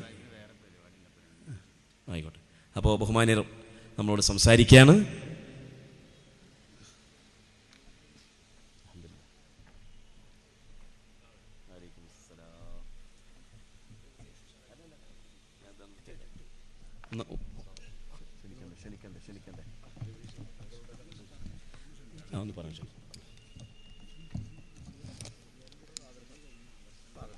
പ്രിയപ്പെട്ടവരെ, ബഹുമാനപ്പെട്ട സമദ് സാഹിബ് തൃശ്ശൂർ പരിപാടി കഴിഞ്ഞിട്ട് ഇങ്ങോട്ട് ഓടി വരികയാണ്. അതിൻ്റെ ഇടയ്ക്ക് മറ്റൊരു പരിപാടിയിൽ അറ്റൻഡ് ചെയ്തു. പക്ഷേ സമയം വളരെ കുറച്ചൊക്കെയാണ്. കാരണം നമ്മുടെ പ്രവർത്തകന്മാരോട് നീതി പുലർത്താൻ വേണ്ടി, മറ്റൊന്നുകൊണ്ടുമല്ല. നീ നമ്മളെ പ്രവർത്തകന്മാർക്കിടയിൽ ഇനി എന്തെങ്കിലും ഒരു ഹലല് വേണ്ട എന്നുള്ള രീതിയിൽ. കാരണം ഹമീദ് ഫൈസി ഉസ്താദ് വരും എന്ന് പറഞ്ഞിരുന്നു, ഉസ്താദിനെ കണ്ടില്ല. ബഹുമാനപ്പെട്ട അബ്ദുൽ ഹമീദ് ഫൈലി അമ്പലക്കടവ് ഉസ്താദ് അവർകൾ ലക്ഷദ്വീപിൽ പരിപാടിയുമായി, സംഘടനയുമായി ബന്ധപ്പെട്ട പരിപാടിയായിട്ട് അവിടെ പോയതാണ്. നമ്മുടെ സംസ്ഥാന ഭാരവാഹികളുടെ നേതാക്കന്മാരുടെയൊക്കെ നിർദ്ദേശാനുസരണം. അതുപോലെ തന്നെ അലവീദാരിമി കുഴിമണ്ണ, നമുക്കറിയാം, അദ്ദേഹം മെമ്പർക്കിടയിൽ ശാരീരികമായി ചില ബുദ്ധിമുട്ടുകളും അസ്വസ്ഥതയൊക്കെ ഉണ്ടായി. അവിടെ തന്നെ ഹോസ്പിറ്റലിൽ അഡ്മിറ്റായി നാട്ടിലേക്ക് വന്ന് മറ്റു ചില പരിപാടികളൊക്കെ അദ്ദേഹം സംബന്ധിച്ചു കൊണ്ടിരിക്കുകയായിരുന്നു. ഇന്ന് അദ്ദേഹത്തിന് ഹോസ്പിറ്റലിൽ ഡോക്ടറെ കാണിക്കേണ്ടി വന്നു. ചെറിയൊരു റെസ്റ്റ് പറഞ്ഞിട്ടുണ്ട്. അതിൻ്റെ പേരിലാണ് അദ്ദേഹം ആബ്സെൻ്റ് ആയത്. അപ്പോൾ ബഹുമാനപ്പെട്ട സമദ് സാഹിബിനെ ബന്ധപ്പെട്ടു അദ്ദേഹം ഉദ്ഘാടനത്തിന് ഏറ്റു. അപ്പം നിർബന്ധപൂർവ്വം അദ്ദേഹത്തെ വിളിച്ച് എന്തായാലും നമ്മുടെ പരിപാടിയിൽ ഒന്ന് അറ്റൻഡ് ചെയ്ത് പോകണമെന്ന് പറഞ്ഞതിൻ്റെ അടിസ്ഥാനത്തിലാണ് നമ്മുടെ ആദർശ വിശദീകരണത്തിൻ്റെ ഇടയിൽ തന്നെ ബഹുമാനപ്പെട്ട സമദ് സാഹിബിന്റെ ഉദ്ഘാടനത്തിന് വേണ്ടി വിളിക്കുന്നത് പ്രിയപ്പെട്ട ആദരണീയനായ അബ്ദുസ്സമദ് പൂക്കോട്ടൂർ അവർകളെ നമ്മുടെ വേദിയുടെ ഔപചാരികമായ ഉദ്ഘാടന കർമ്മം നിർവഹിക്കാൻ വേണ്ടി സാദരം ക്ഷണിക്കുന്നു. അസ്സലാമു അലൈക്കും വറഹ്മത്തുള്ളാഹി വബറകാതുഹു. അൽഹംദുലില്ലാഹ് വസ്സലാത്തു വസ്സലാമു അലാ അഷ്റഫി റസൂലില്ലാഹി വഅലാ ആലിഹി വസ്വഹാബിഹിൽ ഫായിസീന ബിറളില്ലാഹ്. സ്നേഹാദരണീയരായ നമ്മുടെ വേദിയിലെ സമസ്ത കേരള ജമിയത്തുൽ ഉലമയുടെയും അതിൻ്റെ പോഷക ഘടകങ്ങളുടെയും പ്രിയപ്പെട്ട നേതാക്കൾ, ഞാൻ ആരെയും പേരെടുത്ത് അഭിസംബോധന ചെയ്യുന്നില്ല, കാരണം മറ്റൊരു പരിപാടിക്കുള്ള വഴിയിലാണ്. അതുകൊണ്ട് തന്നെ ഇവിടെ വരാമെന്ന് ഏറ്റതുകൊണ്ട് ആ വാക്ക് പാലിക്കുക എന്നത് മാത്രമാണ്. പ്രത്യേകിച്ച് MT അബൂബക്കർ ദാരിമി ആദർശ സമ്മേളനത്തിൽ വളരെ മനോഹരമായി തൻ്റെ വിഷയം അവതരിപ്പിച്ചുകൊണ്ടിരിക്കെ അതിന് ബ്രേക്ക് വരുത്തി എന്നുള്ളൊരു കുറവ് കൂടിയുണ്ട്. പിന്നെ സ്ഥിരമായി കുത്തുബോധി പരിചയമുള്ള ആളായതുകൊണ്ടോ ഇരുന്നിരുന്നിട്ട് രണ്ടാമത്തെ കുത്തുബോധാൻ പ്രയാസമുണ്ടാവില്ല എന്നും ഞാൻ മനസ്സിലാക്കുന്നു. അതുകൊണ്ട് ഒന്ന് രണ്ട് കാര്യങ്ങൾ മാത്രം സൂചിപ്പിച്ചുകൊണ്ട് ഞാൻ എൻ്റെ കടമ നിർവഹിക്കുകയാണ്. നമുക്കറിയാം, ആദർശമെന്ന് പറയുന്നത് കാലഘട്ടം പുരോഗമിക്കും, ആളുകൾക്ക് മാറ്റം വരും, വ്യവസ്ഥകൾക്ക് മാറ്റം വരും. പക്ഷേ ഏത് കാലഘട്ടത്തിലും മാറാതെ നിലകൊള്ളേണ്ട ഒന്നാണ് ആദർശം എന്ന് നമുക്കൊക്കെ അറിയാം. ആ തരത്തിൽ നമ്മൾ ആദർശത്തെ വിലയിരുത്തുകയാണെങ്കിൽ നമ്മുടെ ഈ കേരളത്തിൽ നമ്മൾ പരിചയപ്പെട്ട മതസംഘടനകളെ ഓരോന്നെടുത്ത് വിലയിരുത്തിയാൽ ഇന്ന് വരെ ആദർശപരമായി തുടക്കത്തിൽ എന്തു പറഞ്ഞുവോ അതല്ലെങ്കിൽ എന്ത് ആദർശത്തിൽ സംസ്ഥാപിതമായോ ആ ആദർശത്തിൽ നിന്ന് ഒരു അളവ് വ്യതിചലിക്കാതെ അതേ ആദർശത്തിലൂടെ മുന്നോട്ട് പോകുന്ന ഏക സംഘടന സമസ്ത കേരള ജംഇയ്യത്തുൽ ഉലമ മാത്രമാണ് എന്ന് നമുക്ക് കൃത്യമായി സമ്മതിക്കാൻ കഴിയും. കാരണം കേരളത്തിൽ ജമാഅത്തെ ഇസ്ലാമി ആണെങ്കിൽ നേരത്തെ പറഞ്ഞ വാചകങ്ങൾ മാറ്റി, അതുപോലെ തന്നെ സലഫി പ്രസ്ഥാനം എന്ന് പറയുന്നത് അതിൻ്റെ നിലപാടുകൾക്ക് പാടെ മാറ്റം വരുത്തി വ്യത്യസ്ത ഘടകങ്ങളായി പിരിഞ്ഞ് ഇന്നവർ മറ്റൊരു സാങ്കേതികത്വത്തിൽ യോജിച്ച് നിൽക്കുന്ന സാഹചര്യം നമ്മൾ കാണുന്നു. ആ തരത്തിൽ പരിശോധിക്കുമ്പോൾ സമസ്ത കേരള ജംഇയ്യത്തുൽ ഉലമയുടെ നേതാക്കൾ, പ്രത്യേകിച്ച് മഹാനായ സയ്യിദ് വരക്കൽ മുല്ലക്കോയ തങ്ങൾ ആലിമീങ്ങളെ വിളിച്ചുകൂട്ടി ഒരു പ്രത്യേക സാഹചര്യത്തിൽ എന്തായിരുന്നോ ചർച്ച ചെയ്തത്, എന്ത് ലക്ഷ്യത്തിനാണോ സമത്വം നിലകൊണ്ടത്, അതേ ലക്ഷ്യത്തിൽ ഇന്നും സമസ്ത കേരള ജംഇയ്യത്തുൽ ഉലമ അടിപതറാതെ കൃത്യമായി മുന്നോട്ട് ഈ സമൂഹത്തെ നയിച്ചുകൊണ്ടിരിക്കുന്നു. ഇന്നിപ്പോൾ നമുക്കറിയാം, മഹാനായ ശൈഖുന ശംസുൽ ഉലമയുടെ ആശയ ആദർശങ്ങളൊക്കെ അംഗീകരിക്കുന്ന അതേ അനുഗ്രഹാശിസുകൾ ഏറ്റുവാങ്ങിയ ബഹുമാനപ്പെട്ട ജിഫ്രി മുത്തുക്കോയ തങ്ങൾ നമ്മുടെ തലപ്പത്ത് വന്നിരിക്കുന്നു. അതുപോലെ തന്നെ വിദ്യാഭ്യാസ ബോർഡിൻ്റെ തലപ്പത്ത് ബഹുമാനനെ MT ഉസ്താദ് വന്നിരിക്കുന്നു. ഒരു നവചൈതന്യം സമസ്ത കേരള ജംഇയ്യത്തുൽ ഉലമക്ക് കൈവന്ന ഒരു പ്രത്യേക സാഹചര്യത്തിലാണ് നമ്മൾ ഈ ആദർശ സമ്മേളനവും അതുപോലെ തന്നെ മനുഷ്യജാലികയും ഒക്കെ നടത്തിക്കൊണ്ടിരിക്കുന്നത്. അതുകൊണ്ട് നമുക്കറിയാം, നമ്മുടെ വളർന്നു വരുന്ന തലമുറ അഹ്ലുസ് സുന്നത്തി വൽ ജമാഅത്തിൻ്റെ പന്ഥാവിലൂടെ മുന്നോട്ട് പോകുവാനും നമ്മുടെ നേതാക്കൾ കാണിക്കുന്ന മാർഗത്തിലൂടെ ഈ സമൂഹത്തെ വഴി നടത്തുവാനുമുള്ള പ്രതിജ്ഞാബദ്ധമായ പ്രവർത്തനത്തിലൂടെയാണ് നമ്മൾ മുന്നോട്ട് പോകുന്നത്. പക്ഷേ ഇപ്പോൾ സമത്വയുടെ പ്രവർത്തനത്തെ ഒരിക്കലും ദഹിക്കാത്ത ചില ആളുകൾ പുതിയ ചില വാദഗതികളുമായി രംഗത്ത് വന്ന്, നിങ്ങൾക്കറിയാം, മദ്രസകൾ എന്ന് പറയുന്നത് മഹല്ലിൻ്റെതാണ്, അതിന്മേൽ സമത്വയ്ക്ക് യാതൊരു അവകാശവുമില്ല. അതുകൊണ്ട് മുഅല്ലിങ്ങൾക്ക് എന്തെങ്കിലും ആനുകൂല്യം കിട്ടുവാൻ SKSകാരനെ കൊണ്ട് ഒപ്പിടിക്കാൻ പോകുന്നത് ശരിയല്ല എന്നൊക്കെ പറഞ്ഞുകൊണ്ട് പുതിയ ദുഷ്പ്രചരണങ്ങളുമായി അസഹിഷ്ണുക്കളായ ആളുകൾ മുന്നോട്ട് വന്നിരിക്കുന്നു. അതിൻ്റെ അർത്ഥം സമസ്ത കേരള ജംഇയ്യത്തുൽ ഉലമയുടെ വിദ്യാഭ്യാസ ബോർഡ് ഒരു തീരുമാനമെടുത്ത് മുഅല്ലിങ്ങൾക്ക് സർവീസ് രജിസ്റ്റർ കൊടുക്കുവാനും ആനുകൂല്യം കൊടുക്കുവാനും ഇന്ന രീതിയിലാവണമെന്നൊരു നിബന്ധന വെച്ചപ്പോൾ ചില ആളുകൾക്കൊക്കെ ചില ബുദ്ധിമുട്ട് വന്നിരിക്കുന്നു. ആ ബുദ്ധിമുട്ട് ആർക്കാണോ വന്നിട്ടുള്ളത് അവരത് സഹിക്കുക മാത്രമേ നിർവാഹമുള്ളൂ എന്നാണ് ഈ സന്ദർഭത്തിൽ സൂചിപ്പിക്കാനുള്ളത്. അതിന് അസഹിഷ്ണുതയൊന്നും പ്രകടിപ്പിച്ചിട്ട് കാര്യമില്ല. ഒരു സംഘടനയ്ക്ക് വ്യക്തമായ ലക്ഷ്യമുണ്ടാകും. നമ്മുടെ മഹല്ലത്തിലെ ഓരോ മദ്രസകളും ഇത് അംഗീകരിക്കണമെന്ന് പറഞ്ഞുകൊണ്ട് സമസ്ത കേരള ഇസ്ലാം മത വിദ്യാഭ്യാസ ബോർഡിനോട് അപേക്ഷിക്കുകയും വിദ്യാഭ്യാസ ബോർഡ് അതിൻ്റെ മാനദണ്ഡങ്ങൾ ഇന്നതാണെന്ന് അവരെ അറിയിക്കുകയും അതനുസരിച്ച് അത് അംഗീകരിച്ചു കൊള്ളാമെന്ന് ഒപ്പിട്ട് തന്ന ഒരു മദ്രസ അല്ലെങ്കിൽ ഒരു മതസ്ഥാപനം, ആ മതസ്ഥാപനത്തിൽ പഠിപ്പിക്കുന്ന മുഅല്ലിമിന് എന്ത് യോഗ്യതയാണെന്ന് തീരുമാനിക്കേണ്ടത് സ്വാഭാവികമായും ആ ലജ്ന തന്നെയാണ്. അവർക്ക് ആനുകൂല്യം കൊടുക്കുവാൻ ആരാണോ സഹായിക്കേണ്ടതെന്ന് തീരുമാനിക്കേണ്ടത് സമസ്ത കേരള ജംഇയ്യത്തുൽ ഉലമ തന്നെയാണ്.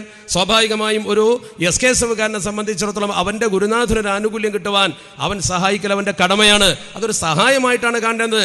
അവനെ തേടി അങ്ങോട്ട് പോകേണ്ട കാര്യമില്ലാത്ത വിധം കൃത്യമായി നമ്മുടെ നേതാക്കൾ അതിന് സംവിധാനങ്ങൾ ഒരുക്കിയിട്ടുണ്ട്. നിങ്ങൾ വിചാരിച്ചതുപോലെയല്ല SKSന്റെ പ്രവർത്തകർ ഒരു മുഅല്ലിമിന് ആനുകൂല്യം കിട്ടണമെങ്കിൽ ആ ആനുകൂല്യം തേടിപ്പിടിച്ച് കൊണ്ടുപോയി കൊടുക്കാൻ വരെയുള്ള സർവീസ് സംഘടന പോലെ പ്രവർത്തിക്കുന്ന നമ്മുടെ വിക്കായ വളണ്ടിയർമാരും തൊലബാവിങ്ങും ഒക്കെ നമ്മുടെ മേഖലയിൽ പ്രവർത്തിക്കുമ്പോൾ ആരും ഒരു പണ്ഡിതൻ ആനുകൂല്യത്തിന് വേണ്ടി SKSനെ തെരഞ്ഞു വരേണ്ടതില്ല. സേവനം അങ്ങോട്ട് കൊണ്ടുപോയി കൊടുക്കാൻ മാത്രം വിനയമുള്ള ഒരു പടയണിയെ കാലങ്ങളായി ഇവിടെ വളർത്തിക്കൊണ്ടിരിക്കുന്നുണ്ട് എന്ന യാഥാർത്ഥ്യബോധം അവരെ ബോധ്യപ്പെടുത്താൻ കൂടി സന്ദർഭം ഞാൻ ഉപയോഗപ്പെടുത്തുകയാണ്.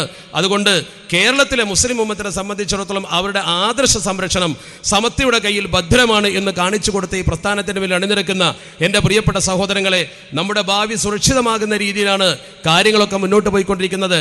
ആദർശത്തെക്കുറിച്ചുകൂടെ വിശദീകരിക്കുന്നതുകൊണ്ട് ഞാൻ ആ ഭാഗത്തേക്ക് കടക്കുന്നില്ല. അള്ളാഹു റബ്ബുൽ ഇസ്സത്ത് നമ്മുടെ പുതിയ ഈ നേതാക്കൾക്ക്, പഴയ നേതാക്കളാണെങ്കിലും പുതിയ നേതൃനിരയിൽ അവർ വന്നിരിക്കുന്നു, അവർക്ക് ദീർഘായുസ്സും ആഫിയത്തും അള്ളാഹു കൊടുക്കട്ടെ. അവരുടെ പിന്നിൽ സമത്വ കേരള ജംഇയ്യത്തുലമയുടെ പിന്നിൽ അടിയുറച്ചു നിന്നുകൊണ്ട് പ്രവർത്തിച്ച് മഹാന്മാരായ നമ്മുടെ നേതാക്കൾക്കൊപ്പം സ്വർഗം പുൽകാൻ അള്ളാഹു നമുക്കൊക്കെ തൗഫീക്ക് തരട്ടെ എന്ന ഹൃദയനിർഭരമായ പ്രാർത്ഥനയോടുകൂടി ഞാൻ അദ്ദേഹത്തിൻ്റെ പ്രസംഗത്തിന് ഭംഗം വരുത്തുന്നില്ല. മാത്രമല്ല, ഫദ്ഫരി യതീംഖാനയുടെ പരിപാടി വാർഷികം നടന്നുകൊണ്ടിരിക്കുകയാണ്. അവിടെ ഒരു പ്രഭാഷണം നേരത്തെ ഏറ്റുപോയതാണ്, അതുകൊണ്ട് അതും നിർവഹിക്കേണ്ടതുണ്ട് എന്ന് മാത്രം സൂചിപ്പിച്ചുകൊണ്ട് ബിസ്മില്ലാഹിർ റഹ്മാനിർ റഹീം എന്ന മഹൽ വചനത്തിൽ ഇതിൻ്റെ ഉദ്ഘാടന കർമ്മം നിർവഹിക്കുന്നു. അസ്സലാമു അലൈക്കും വറഹ്മത്തുള്ളാഹി വബറകാതുഹു.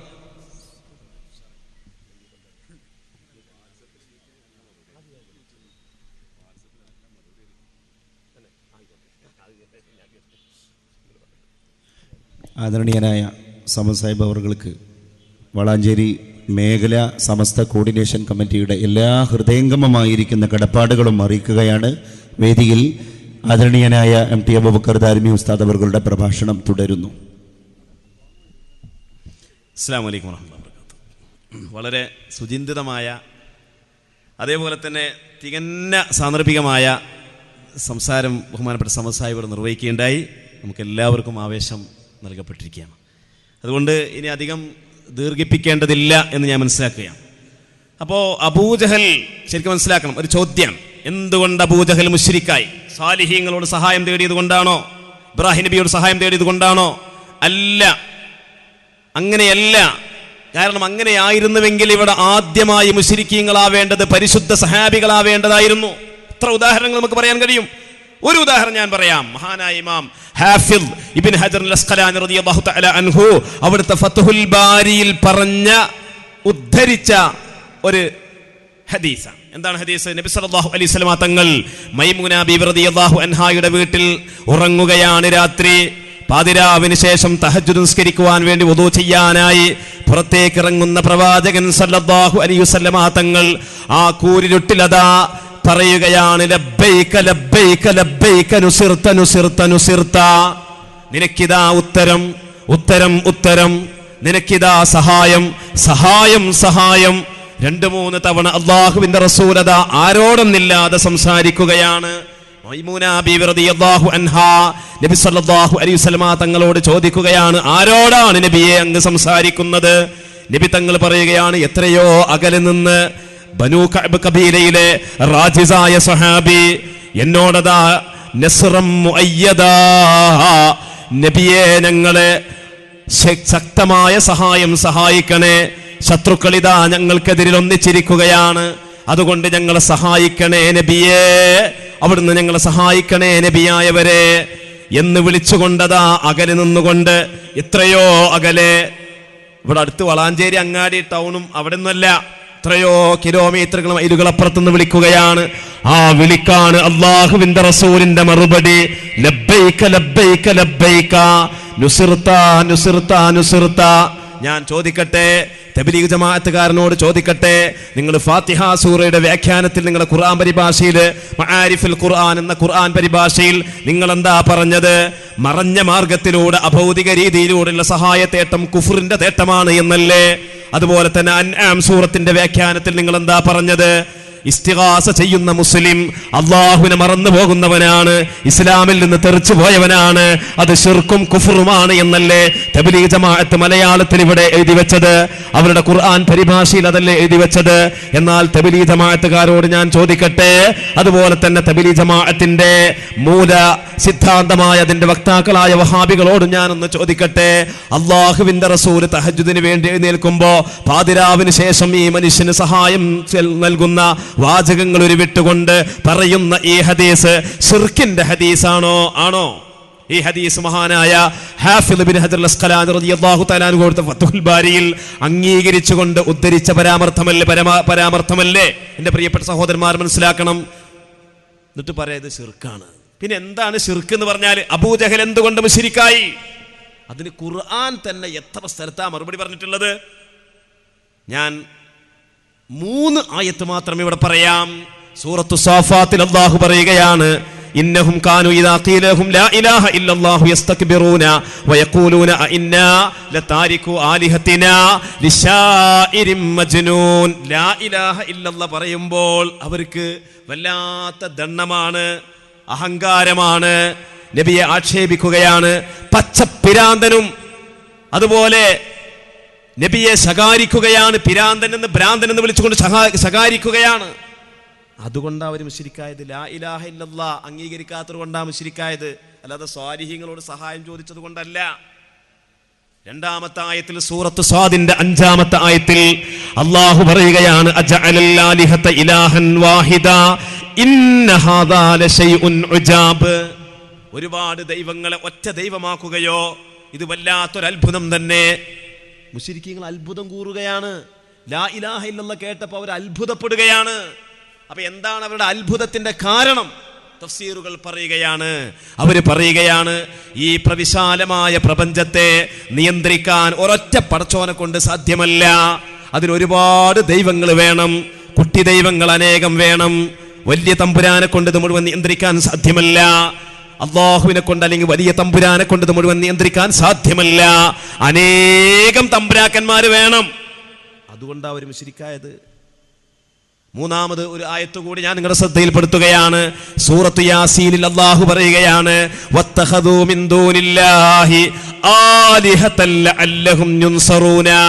അല്ലാഹു അല്ലാതെ ഒരുപാട് ഇലാഹുമാരെയാണ് അവർ സ്ഥാപിച്ചത്, അതുകൊണ്ടാണ് അവർ മുശ്രിക്കായത്. ഖുർആൻ പറയാ, അല്ലാതെ സ്വാലിഹീങ്ങളോട് സഹായം ചോദിച്ചത് കൊണ്ടല്ല. അതുകൊണ്ട് തന്നെ തബ്ലീഗ് ജമാഅത്തിന്റെ സുഹൃത്തുക്കളൊക്കെ അവർ തെറ്റിദ്ധരിച്ചിരിക്കുകയാണ്. മാത്രമല്ല, ഞാൻ ഒരു പരാമർശം കൂടി അവരുടെ പരാമർശം വായിക്കുകയാണ്. അവർ പറയാണ്, എന്താണ്? കഴിഞ്ഞ 2014 ഇറക്കിയ ഒരു തടിച്ച പുസ്തകം ഉണ്ടല്ലോ, തബ്ലീഗ് ജമാഅത്ത് കേരളത്തിൽ വിതരണം ചെയ്ത പുസ്തകം, ദേവന്ത് പണ്ഡിതർ നവോത്ഥാന ശില്പികൾ എന്ന പുസ്തകം. ആ പുസ്തകത്തിൽ എത്ര സ്ഥലത്ത് അവർ പറയുന്നത് മുഹിയുദ്ദീൻ മാലയും ഖുതുബിയ്യത്തും ഒക്കെ ഷിയാക്കൾ ഉണ്ടാക്കിയതാണ്, സുന്നിയാൾ ഉണ്ടാക്കിയതല്ല. ഒക്കെ ഷിയാക്കൾ ഉണ്ടാക്കിയതാണ്. മഹാനായ ഖാദി മുഹമ്മദ് ബിൻ അബ്ദുൽ അസീസ് റളിയല്ലാഹു അൻഹു, മഹാനായ സദഖത്തുല്ലാഹിൽ ഖാഹിരി റളിയല്ലാഹു അൻഹു, അവരാൽ വിരചിതമായ മുഹിയുദ്ദീൻ മാല, ലോക പ്രശസ്ത അഹ്ലുസുന്നയുടെ ഇമാമുമാരായ ഈ 2 മഹാപണ്ഡിതന്മാരാൽ ഉണ്ടാക്കപ്പെട്ട മുഹിയുദ്ദീൻ മാലയും ഖുതുബിയ്യത്തും അത് ഷിയാക്കളുടെ കരങ്ങളാണ് എന്നാണ് അവർ പറയുന്നത്. എല്ലാം ഷിയാവൽക്കരിക്കുക, ഷിയാരോപണം നടത്തുക, ഇത് തബ്ലീഗ് ജമാഅത്തിന്റെ ഒരു അജണ്ടയാണ്. വഹാബികളുടെ അതേ അജണ്ട തന്നെയാണ്. നിങ്ങൾ നോക്കൂ, മറ്റൊരു ഉദാഹരണം, ഇത് ബലാഗ് മാസികയാണ്. 2016 ജനുവരി, ഒരു കൊല്ലായിട്ടുള്ളൂ, 2016 ജനുവരി 1 പബ്ലിഷ് ചെയ്യപ്പെട്ട ബലാഗ് മാസിക. ബലാഗ് മാസിക എന്ന് പറഞ്ഞാൽ തബ്ലീഗ് മാസിക എന്നാണ്. കേരളത്തിലെ തബ്ലീഗ് മാസികയാണ് ബലാഗ്. ഇതിലൊരു ലേഖനമുണ്ട്. ഇതിന്റെ കവർ സ്റ്റോറി തന്നെ എന്താണ്? മുഹിയുദ്ദീൻ മാല പിർത്തിനാമയുടെ പിന്തുടർച്ച എന്നാണ്. എന്നിട്ട് പറയുന്നത് എന്താണ്? നമ്മുടെ മുഹിയുദ്ദീൻ മാല കള്ളമാലയാണ് എന്നല്ലേ വഹാബികൾ പറയുന്നത്? അതേ ശുദ്ധമായ വഹാബിയത്ത് യാതൊരു കലർപ്പുമില്ലാതെ ഈ ബലാഗ് മാസികയിൽ പറയാം. ഇതിന്റെ പല പേജുകളിലായി പറയാം. ഏതാനും ചില ഭാഗങ്ങളൊക്കെ ഞാൻ വായിച്ചു തരാം. മുഹിയുദ്ദീൻ മാലയുടെ രചന കഴിഞ്ഞ് 2 നൂറ്റാണ്ടുകൾ പിന്നിട്ട ശേഷമാണ് റിഫാഇ മാല രചിക്കപ്പെട്ടത്. അതെന്തി? അതിന് കാരണം ഇവർ പറയാം, അക്കാലത്തെ പണ്ഡിതന്മാരുടെ പ്രതിഷേധവും പ്രതിരോധവും കവികളെ പിന്തിരിപ്പിച്ചിരിക്കുന്നു എന്നു വേണം അനുമാനിക്കേണ്ടത്. ശിർക്കിലേക്ക് നയിക്കുന്ന രചനകൾക്ക് എതിരെ അവർ ഉയർത്തിയ ശബ്ദമാകാം 2 ശതാബ്ദക്കാലത്തോളം ഇമാതിരി പാട്ടുകൾ രചിക്കപ്പെടാതെ പോയതിന്റെ കാരണം. അപ്പൊ മുഹിയുദ്ദീൻ മാല ശിർക്കായതുകൊണ്ടാണ് പിന്നെ അങ്ങനത്തെ പാട്ടുകൾ അന്ന് പണ്ഡിതന്മാരുടെ എതിർത്തൂത്രേ മുഹിയുദ്ദീൻ മാലനെ. അതുകൊണ്ടാണ് റിഫായി മാല ഉണ്ടാവാം 2 നൂറ്റാണ്ട് പിന്നിടേണ്ടി വന്നത്. ഇതാരാ പറയുന്നത്?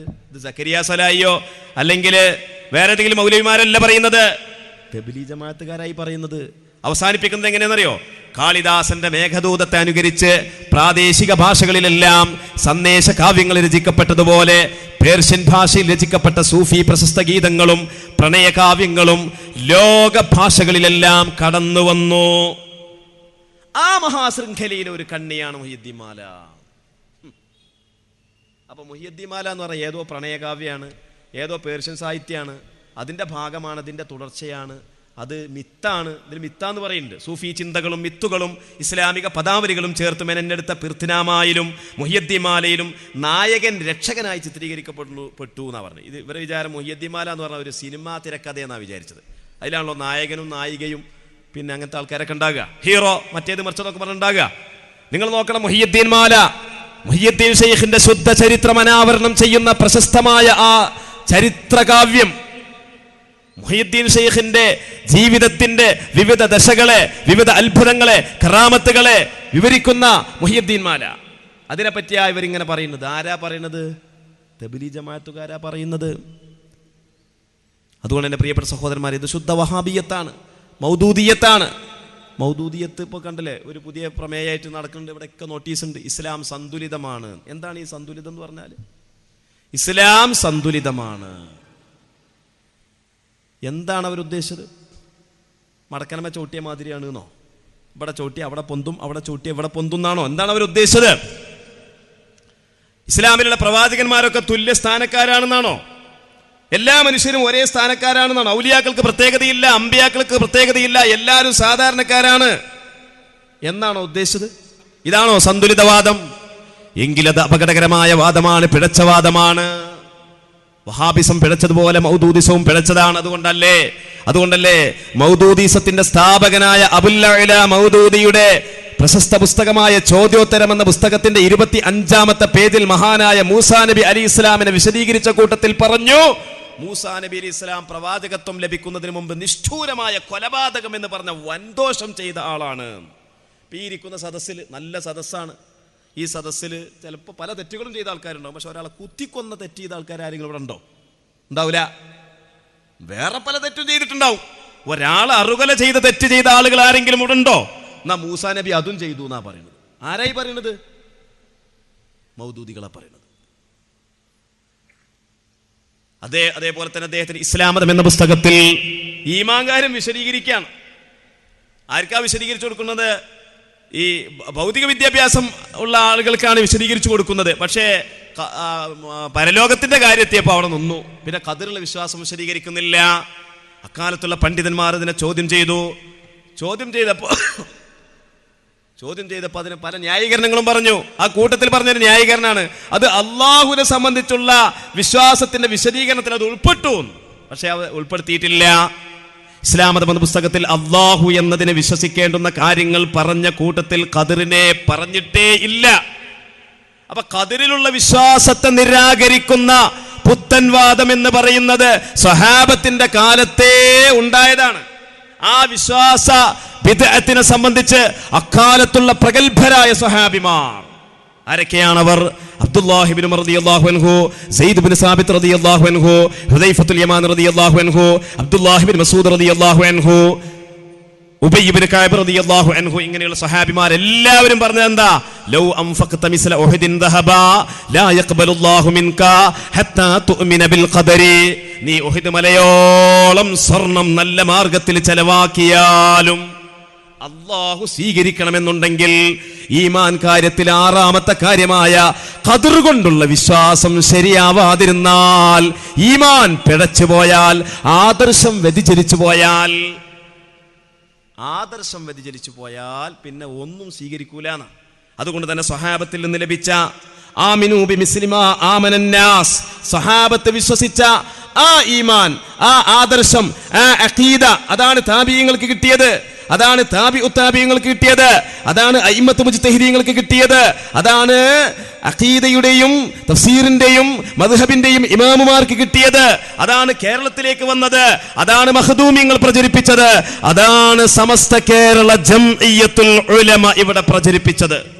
അതുകൊണ്ടാണല്ലോ നേരത്തെ ഇവിടെ പറഞ്ഞു, അധ്യക്ഷ പ്രസംഗത്തിലോ അല്ലെങ്കിൽ തങ്ങളെ പ്രസംഗത്തിലോ പറഞ്ഞു, സമസ്തയുടെ ആലിമീങ്ങളുടെ ചരിത്രം ഇങ്ങനെ പറഞ്ഞപ്പോൾ കുമരമ്പത്തൂർ ഉസ്താദിന്റെ ചരിത്രം തങ്ങൾ പറഞ്ഞത് 100% ശരിയാണത്.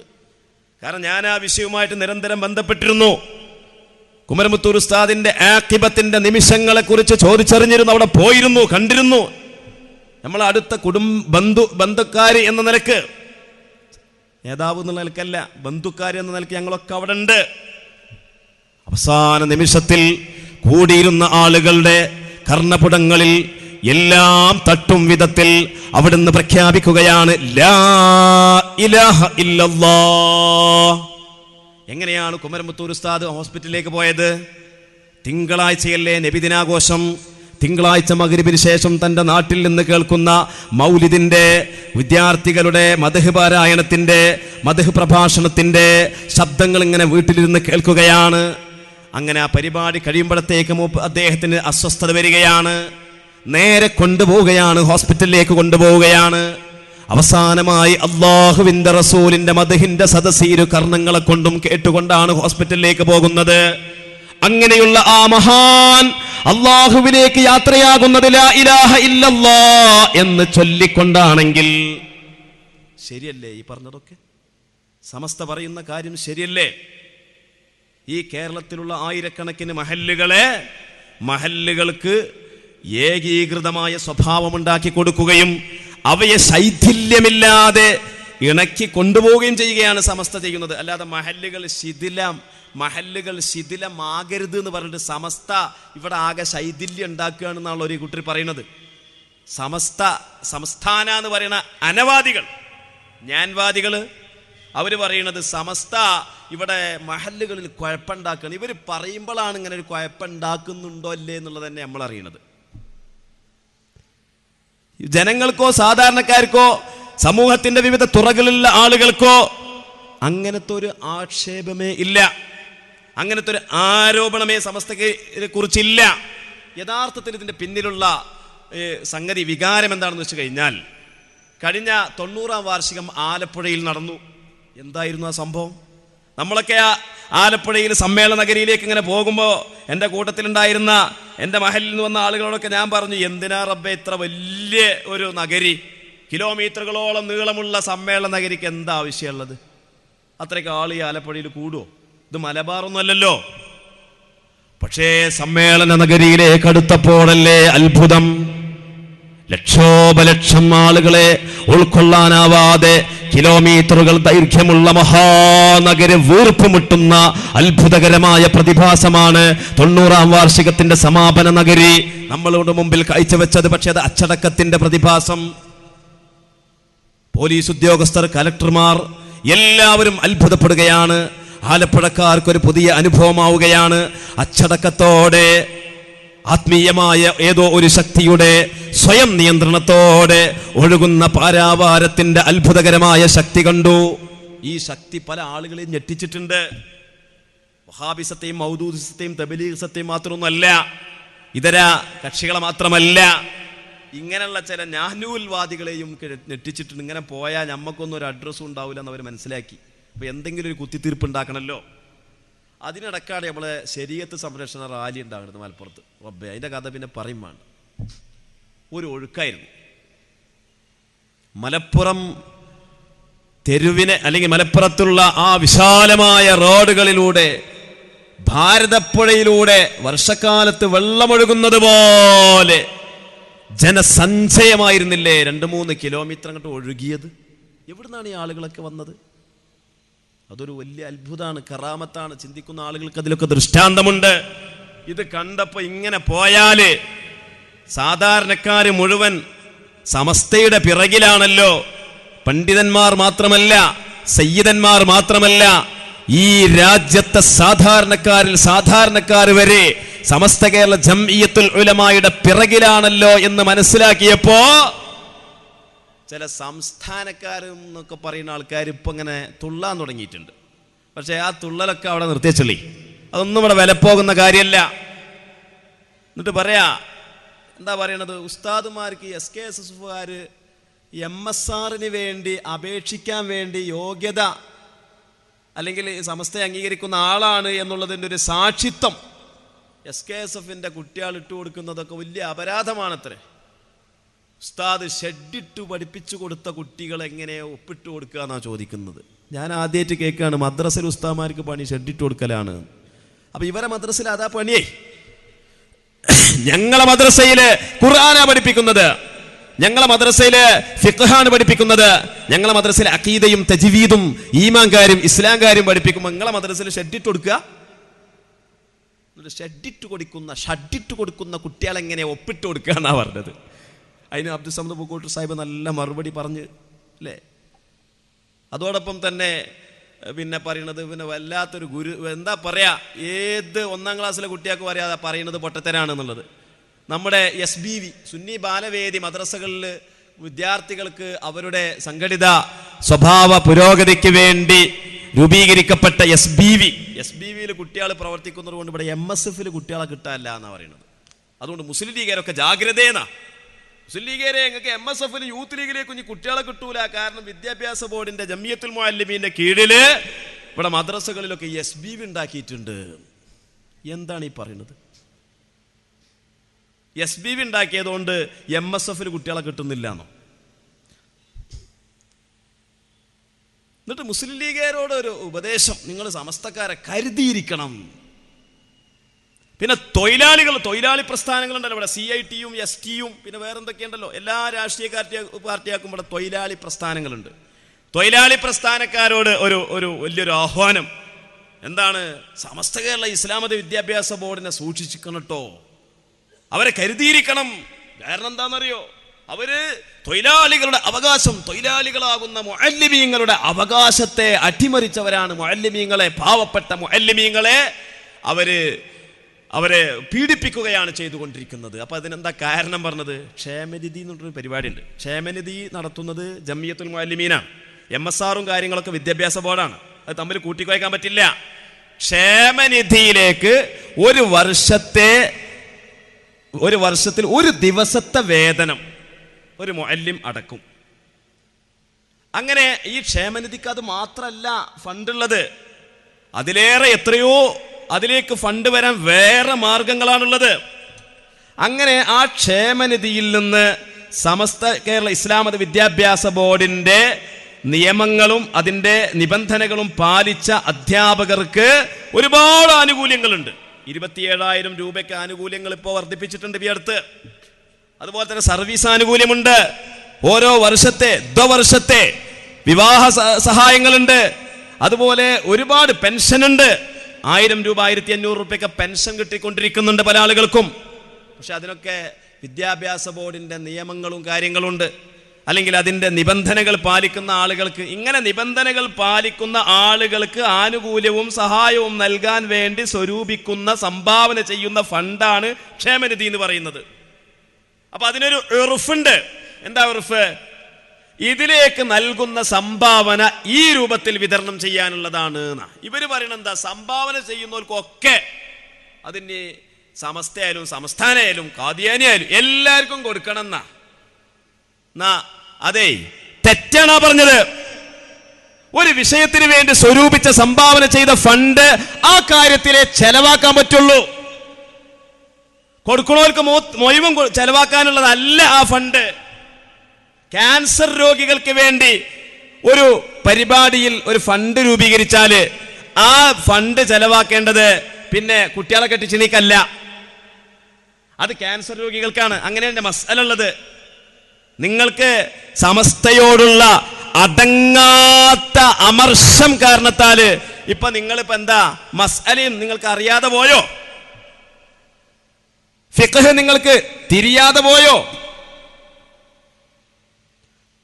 പിന്നെ പറയുന്നത് എന്താന്ന് വെച്ച് കഴിഞ്ഞാല് പല മറുപടികളും വന്നുകൊണ്ടിരിക്കുകയാണ്. മുഅല്ലിമീങ്ങളെ പിടിച്ചു വാങ്ങുകയാണ്, വസ്ബ് ചെയ്യാണ്.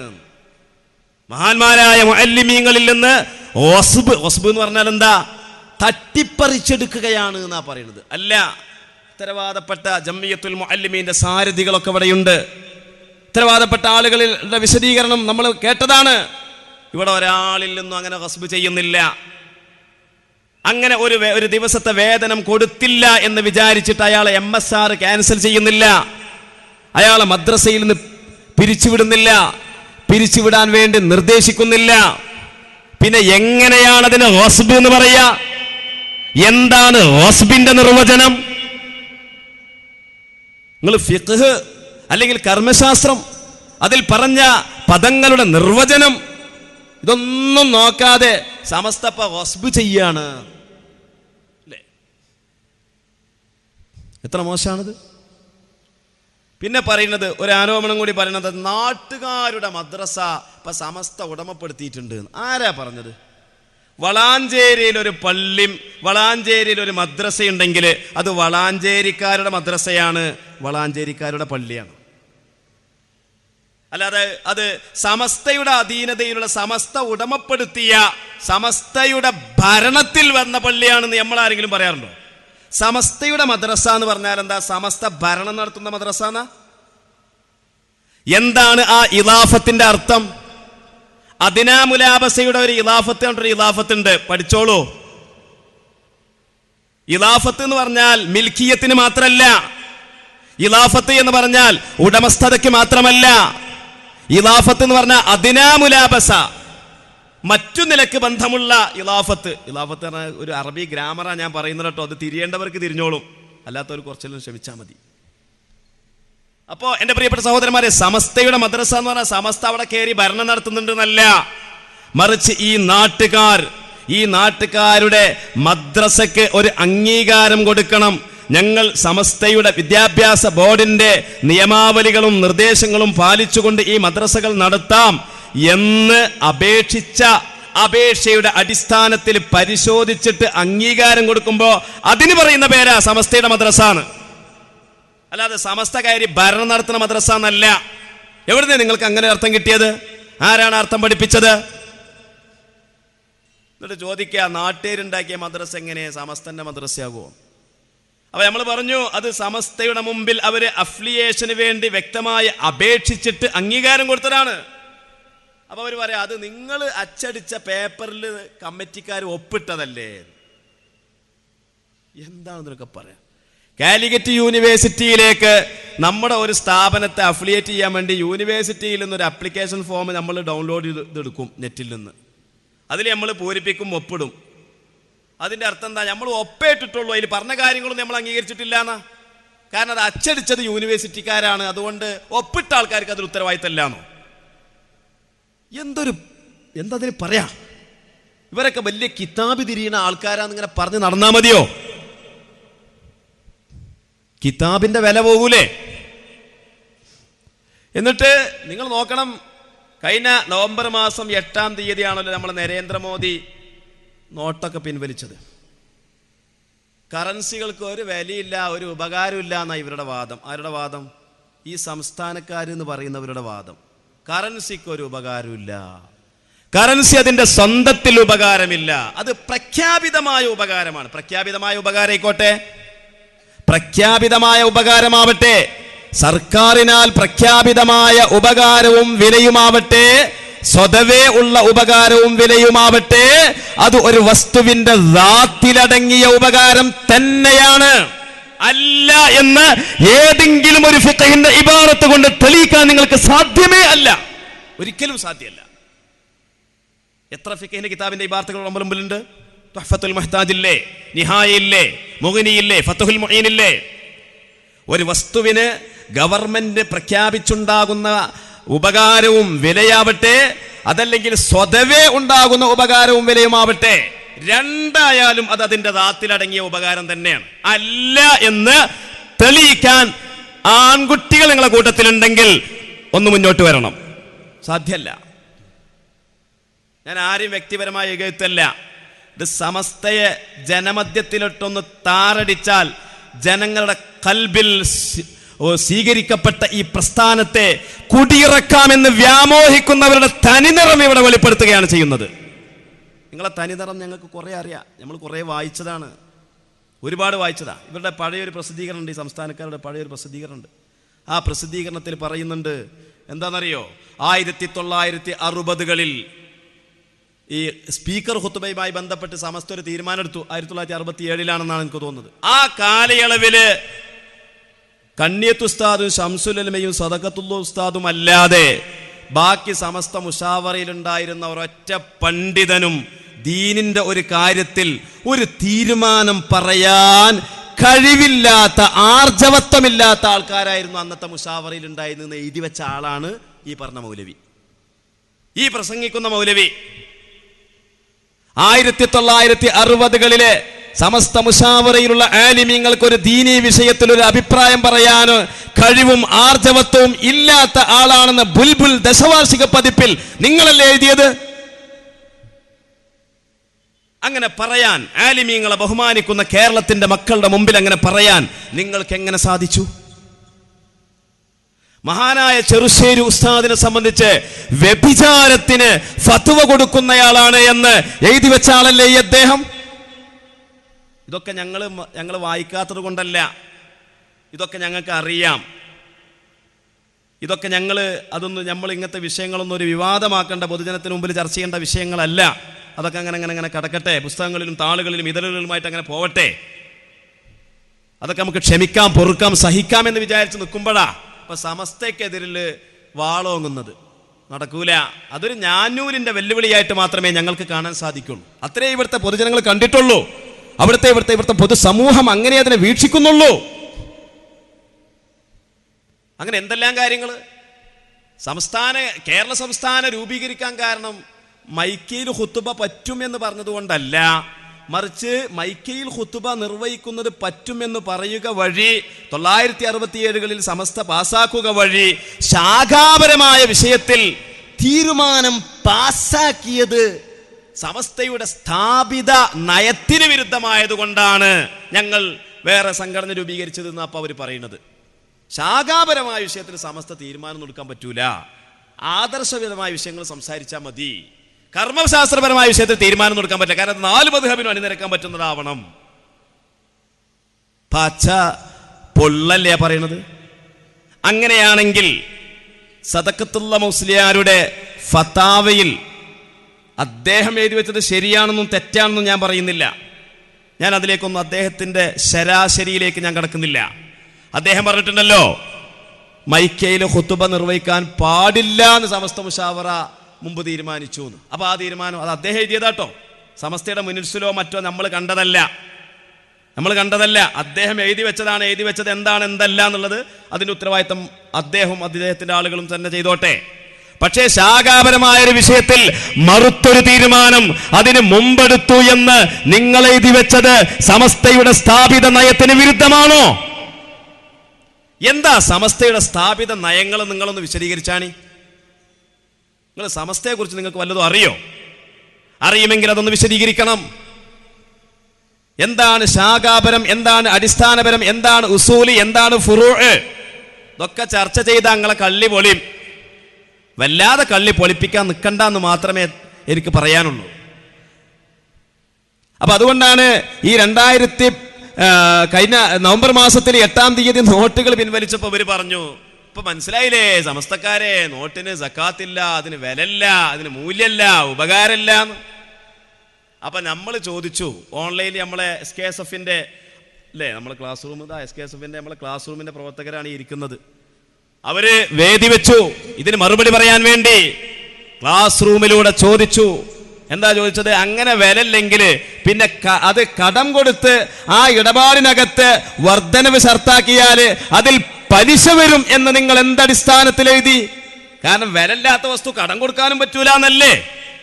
ഒരിടത്ത് നിങ്ങൾ വില ഇല്ല എന്നും പറയാ, ഉപകാരമില്ല എന്ന് പറയാ, വേറെ സ്ഥലത്ത് നിങ്ങൾ ഉണ്ടെന്നും പറയാ. ഇതെന്ത് വൈരുദ്ധ്യമാണ്? ഇതെന്ത് ഫിഖ്ഹാണ്? എന്ത് ഫിഖ്ഹാ നിങ്ങൾ പഠിച്ചിട്ടുള്ളത് നമ്മൾ ചോദിച്ചപ്പോ ഇപ്പൊ ഒരു മറുപടി ആയിട്ട് വന്നിട്ടുണ്ട്. നുസ്രത്തുൽ അനാം കണ്ടോ, ഇതിന്റെ 2017 ഇപ്പൊ ഒരു മറുപടി ആയിട്ട് വന്നിട്ടുണ്ട് ഈ ജനുവരി ലക്കത്തിൽ. ഇതിൽ പറഞ്ഞതിന്റെ ഹാസിൽ എന്താണ്? അത് സംഗതി കറൻസിക്ക് സ്വന്തത്തിൽ വിലയൊന്നുമില്ല, ഉപകാരമൊന്നുമില്ല. പക്ഷെ എങ്കിലും കറൻസി, ഒരാളുടെ കയ്യിലുള്ള കറൻസിയുടെ കൈവശാവകാശം വേറൊരാൾക്ക് വിട്ടുകൊടുക്കുന്നതിന്റെ പേരിൽ വസ്തുക്കൾ വാങ്ങാം, ആ നിലക്ക് ദാനം ചെയ്യാം, ആ നിലക്ക് വസിയത്ത് ചെയ്യാം, ആ നിലക്ക് കടവും കൊടുക്കാം. അപ്പൊ അതിൽ കടപ്പലിശ വരും എന്നൊരു പൊട്ട മറുപടി എഴുതിയിട്ടുണ്ട്. ഇതൊക്കെ ഒരു പക്ഷേ ഇവിടെ മുത്തഅല്ലിമീങ്ങൾ ഇരിക്കുന്നുണ്ട്, നിങ്ങൾ വാട്സപ്പിലൊക്കെ ഇത് കേൾക്കുന്ന കാര്യങ്ങളായതുകൊണ്ടാണ് ഞാൻ പറയുന്നത്. ഞാൻ ചോദിക്കട്ടെ, ഏതെങ്കിലും ഒരു ഇബാറത്ത് കൊണ്ട്, ശാഫിഈ മദ്ഹബിന്റെ ഗ്രന്ഥങ്ങളിലെ വരികളെ കൊണ്ട് ഈ നഖലുൽ യദ് എന്ന് പറയുന്ന അവകാശ കൈമാറ്റം അത് കടമിടപാടാണെന്നോ, അല്ലെങ്കിൽ അത് മുഖാന്തിരം കടമിടപാട് പറ്റുമെന്നോ, അല്ലെങ്കിൽ അത് മുഖാന്തിരം കടമിടപാടിൽ വരുന്ന പലിശ വരുമെന്നോ തെളിയിക്കാൻ ഒരൊറ്റ ഇബാറത്ത് നിങ്ങൾക്ക് കൊണ്ടുവരാൻ സാധിക്കുമോ? ഇബാറത്തൊന്നുമില്ലാതെ മലയാളത്തിൽ അങ്ങനെ എഴുതി വെച്ചാൽ മതിയോ? എന്നിട്ട് നോട്ടുകൾക്ക് വിലയുണ്ടെന്ന് പറയുന്നവർ, അല്ലെങ്കിൽ നിരോധിത നോട്ടുകൾക്ക് വിലയില്ലെന്ന് മനസ്സിലാകാത്തവർ മന്ദബുദ്ധികളാണെന്ന് വരെ ഇതിൽ എഴുതി വെച്ചിട്ടുണ്ട്. നിരോധിത എന്നുള്ളത് കൈതല്ലല്ലോ, അല്ലാത്ത നോട്ടും അവർ അങ്ങനെ തന്നെയല്ലേ പറയുന്നത്. എന്നാൽ കറൻസികൾക്ക്, ഇതൊക്കെ സാധാരണക്കാർ കേട്ടാൽ ചിരിച്ചു പോകും. എന്താ റബ്ബ്, എങ്ങനെയൊക്കെ മൂല്യന്മാരിൽ ചർച്ച ഉണ്ടോ? നോട്ടുകൾക്ക് വിലയില്ലാന്ന്. നോട്ടുകൾക്ക് വിലയില്ല. ഒരു സാധനം അങ്ങോട്ട് കണ്ടാലേ ആ സാധനം കൊടുത്താൽ വേറൊരു സാധനം പകരം കിട്ടുന്ന ജനങ്ങളുടെ ഉറുഫ് നിലനിൽക്കുന്ന വസ്തുക്കളെ പറ്റിയാണ് ഉപകാരമുള്ള വസ്തു എന്ന് പറയാം. ആ വസ്തുക്കളുടെ കൂട്ടത്തിൽ കറൻസി പെടില്ല എന്നോ? ഇതൊക്കെ നമ്മളെ സാധാരണക്കാരായ സുഹൃത്തുക്കൾ കേട്ടാൽ അവര് ഊറി ചിരിക്കും. എന്താ ഈ മൗലവിമാര് പറയുന്നത്? ഇത് സുന്നിയുടെ പേരിൽ പ്രവർത്തിക്കുന്ന മൗലവിമാരാ. അതുകൊണ്ട് ഞാൻ ചോദിക്കട്ടെ, ഇപ്പൊ പുതിയൊരു റിബ, പുതിയൊരു പലിശ ഇപ്പൊ കർമ്മശാസ്ത്രത്തിന്റെ പേരിൽ ഇവിടെ ഈ 2017 ഉണ്ടാകാൻ പോവുകയാണ്. 1 റിബൽ യദ്, 2 റിബൽ ഫദ്ലി, 3 റിബൽ നസീഅത്തി, 4 റിബൽ ഖർലി. ഇത് 4 ഞാൻ അർത്ഥം പറഞ്ഞ് വിശദീകരിച്ച് നീട്ടുന്നില്ല. 5ാമത് റിബൻ നഖ്ലി, കൈമാറ്റ പലിശ എന്ന് പറയുന്ന, അവകാശ കൈമാറ്റ പലിശ എന്ന് പറയുന്ന ഒരു പലിശ. ആ പലിശക്കിതാ പുതിയൊരു വാദവുമായിട്ട് നമ്മുടെ സംസ്ഥാനക്കാർ, മൗലവി എന്ന് പറയുന്ന ആളും അവരുടെ കൂട്ടാളികളും ഇപ്പൊ തുടക്കം കുറിച്ചിരിക്കുകയാണ്. ഏതാണതിന്റെ തെളിവ്? ഏതാണതിന്റെ ഇബാറത്ത്? ഏതാണതിന്റെ ഫിഖ്ഹ്? ചില ആളുകൾക്കൊക്കെ ഒരു വിചാരമുണ്ട്, അവരേറ്റ് ഫിഖ്ഹിൽ മുട്ടാനൊന്നും ഇപ്പൊ ഇവിടെ ആൾക്കാരില്ല. എന്നാ കേട്ടോളൂ, ഞാൻ നിർത്തുകയാണ്. SKSF-ന്റെ കർമ്മധീരനായ പ്രവർത്തകര്, അവർക്ക് മനുഷ്യജാലികയല്ല, അത് നടത്താൻ മാത്രമല്ല അറിയുക, മറിച്ച് ഇത്തരത്തിലുള്ള അബദ്ധങ്ങളെ കുറിച്ച് സമൂഹത്തിന്റെ മുമ്പിൽ വെട്ടിത്തുറന്ന് പറയാനും പ്രതികരിക്കുവാനുമുള്ള കെൽപ്പുണ്ട് എന്ന് മാത്രം ഈ സന്ദർഭത്തിൽ ഞാൻ പറഞ്ഞുകൊണ്ട് വാക്കുകൾ ഉപസംഹരിക്കുകയാണ്. അൽഹംദുലില്ലാഹി റബ്ബിൽ ആലമീൻ. അസ്സലാമു അലൈക്കും വറഹ്മത്തുള്ളാഹി വബറകാതുഹു.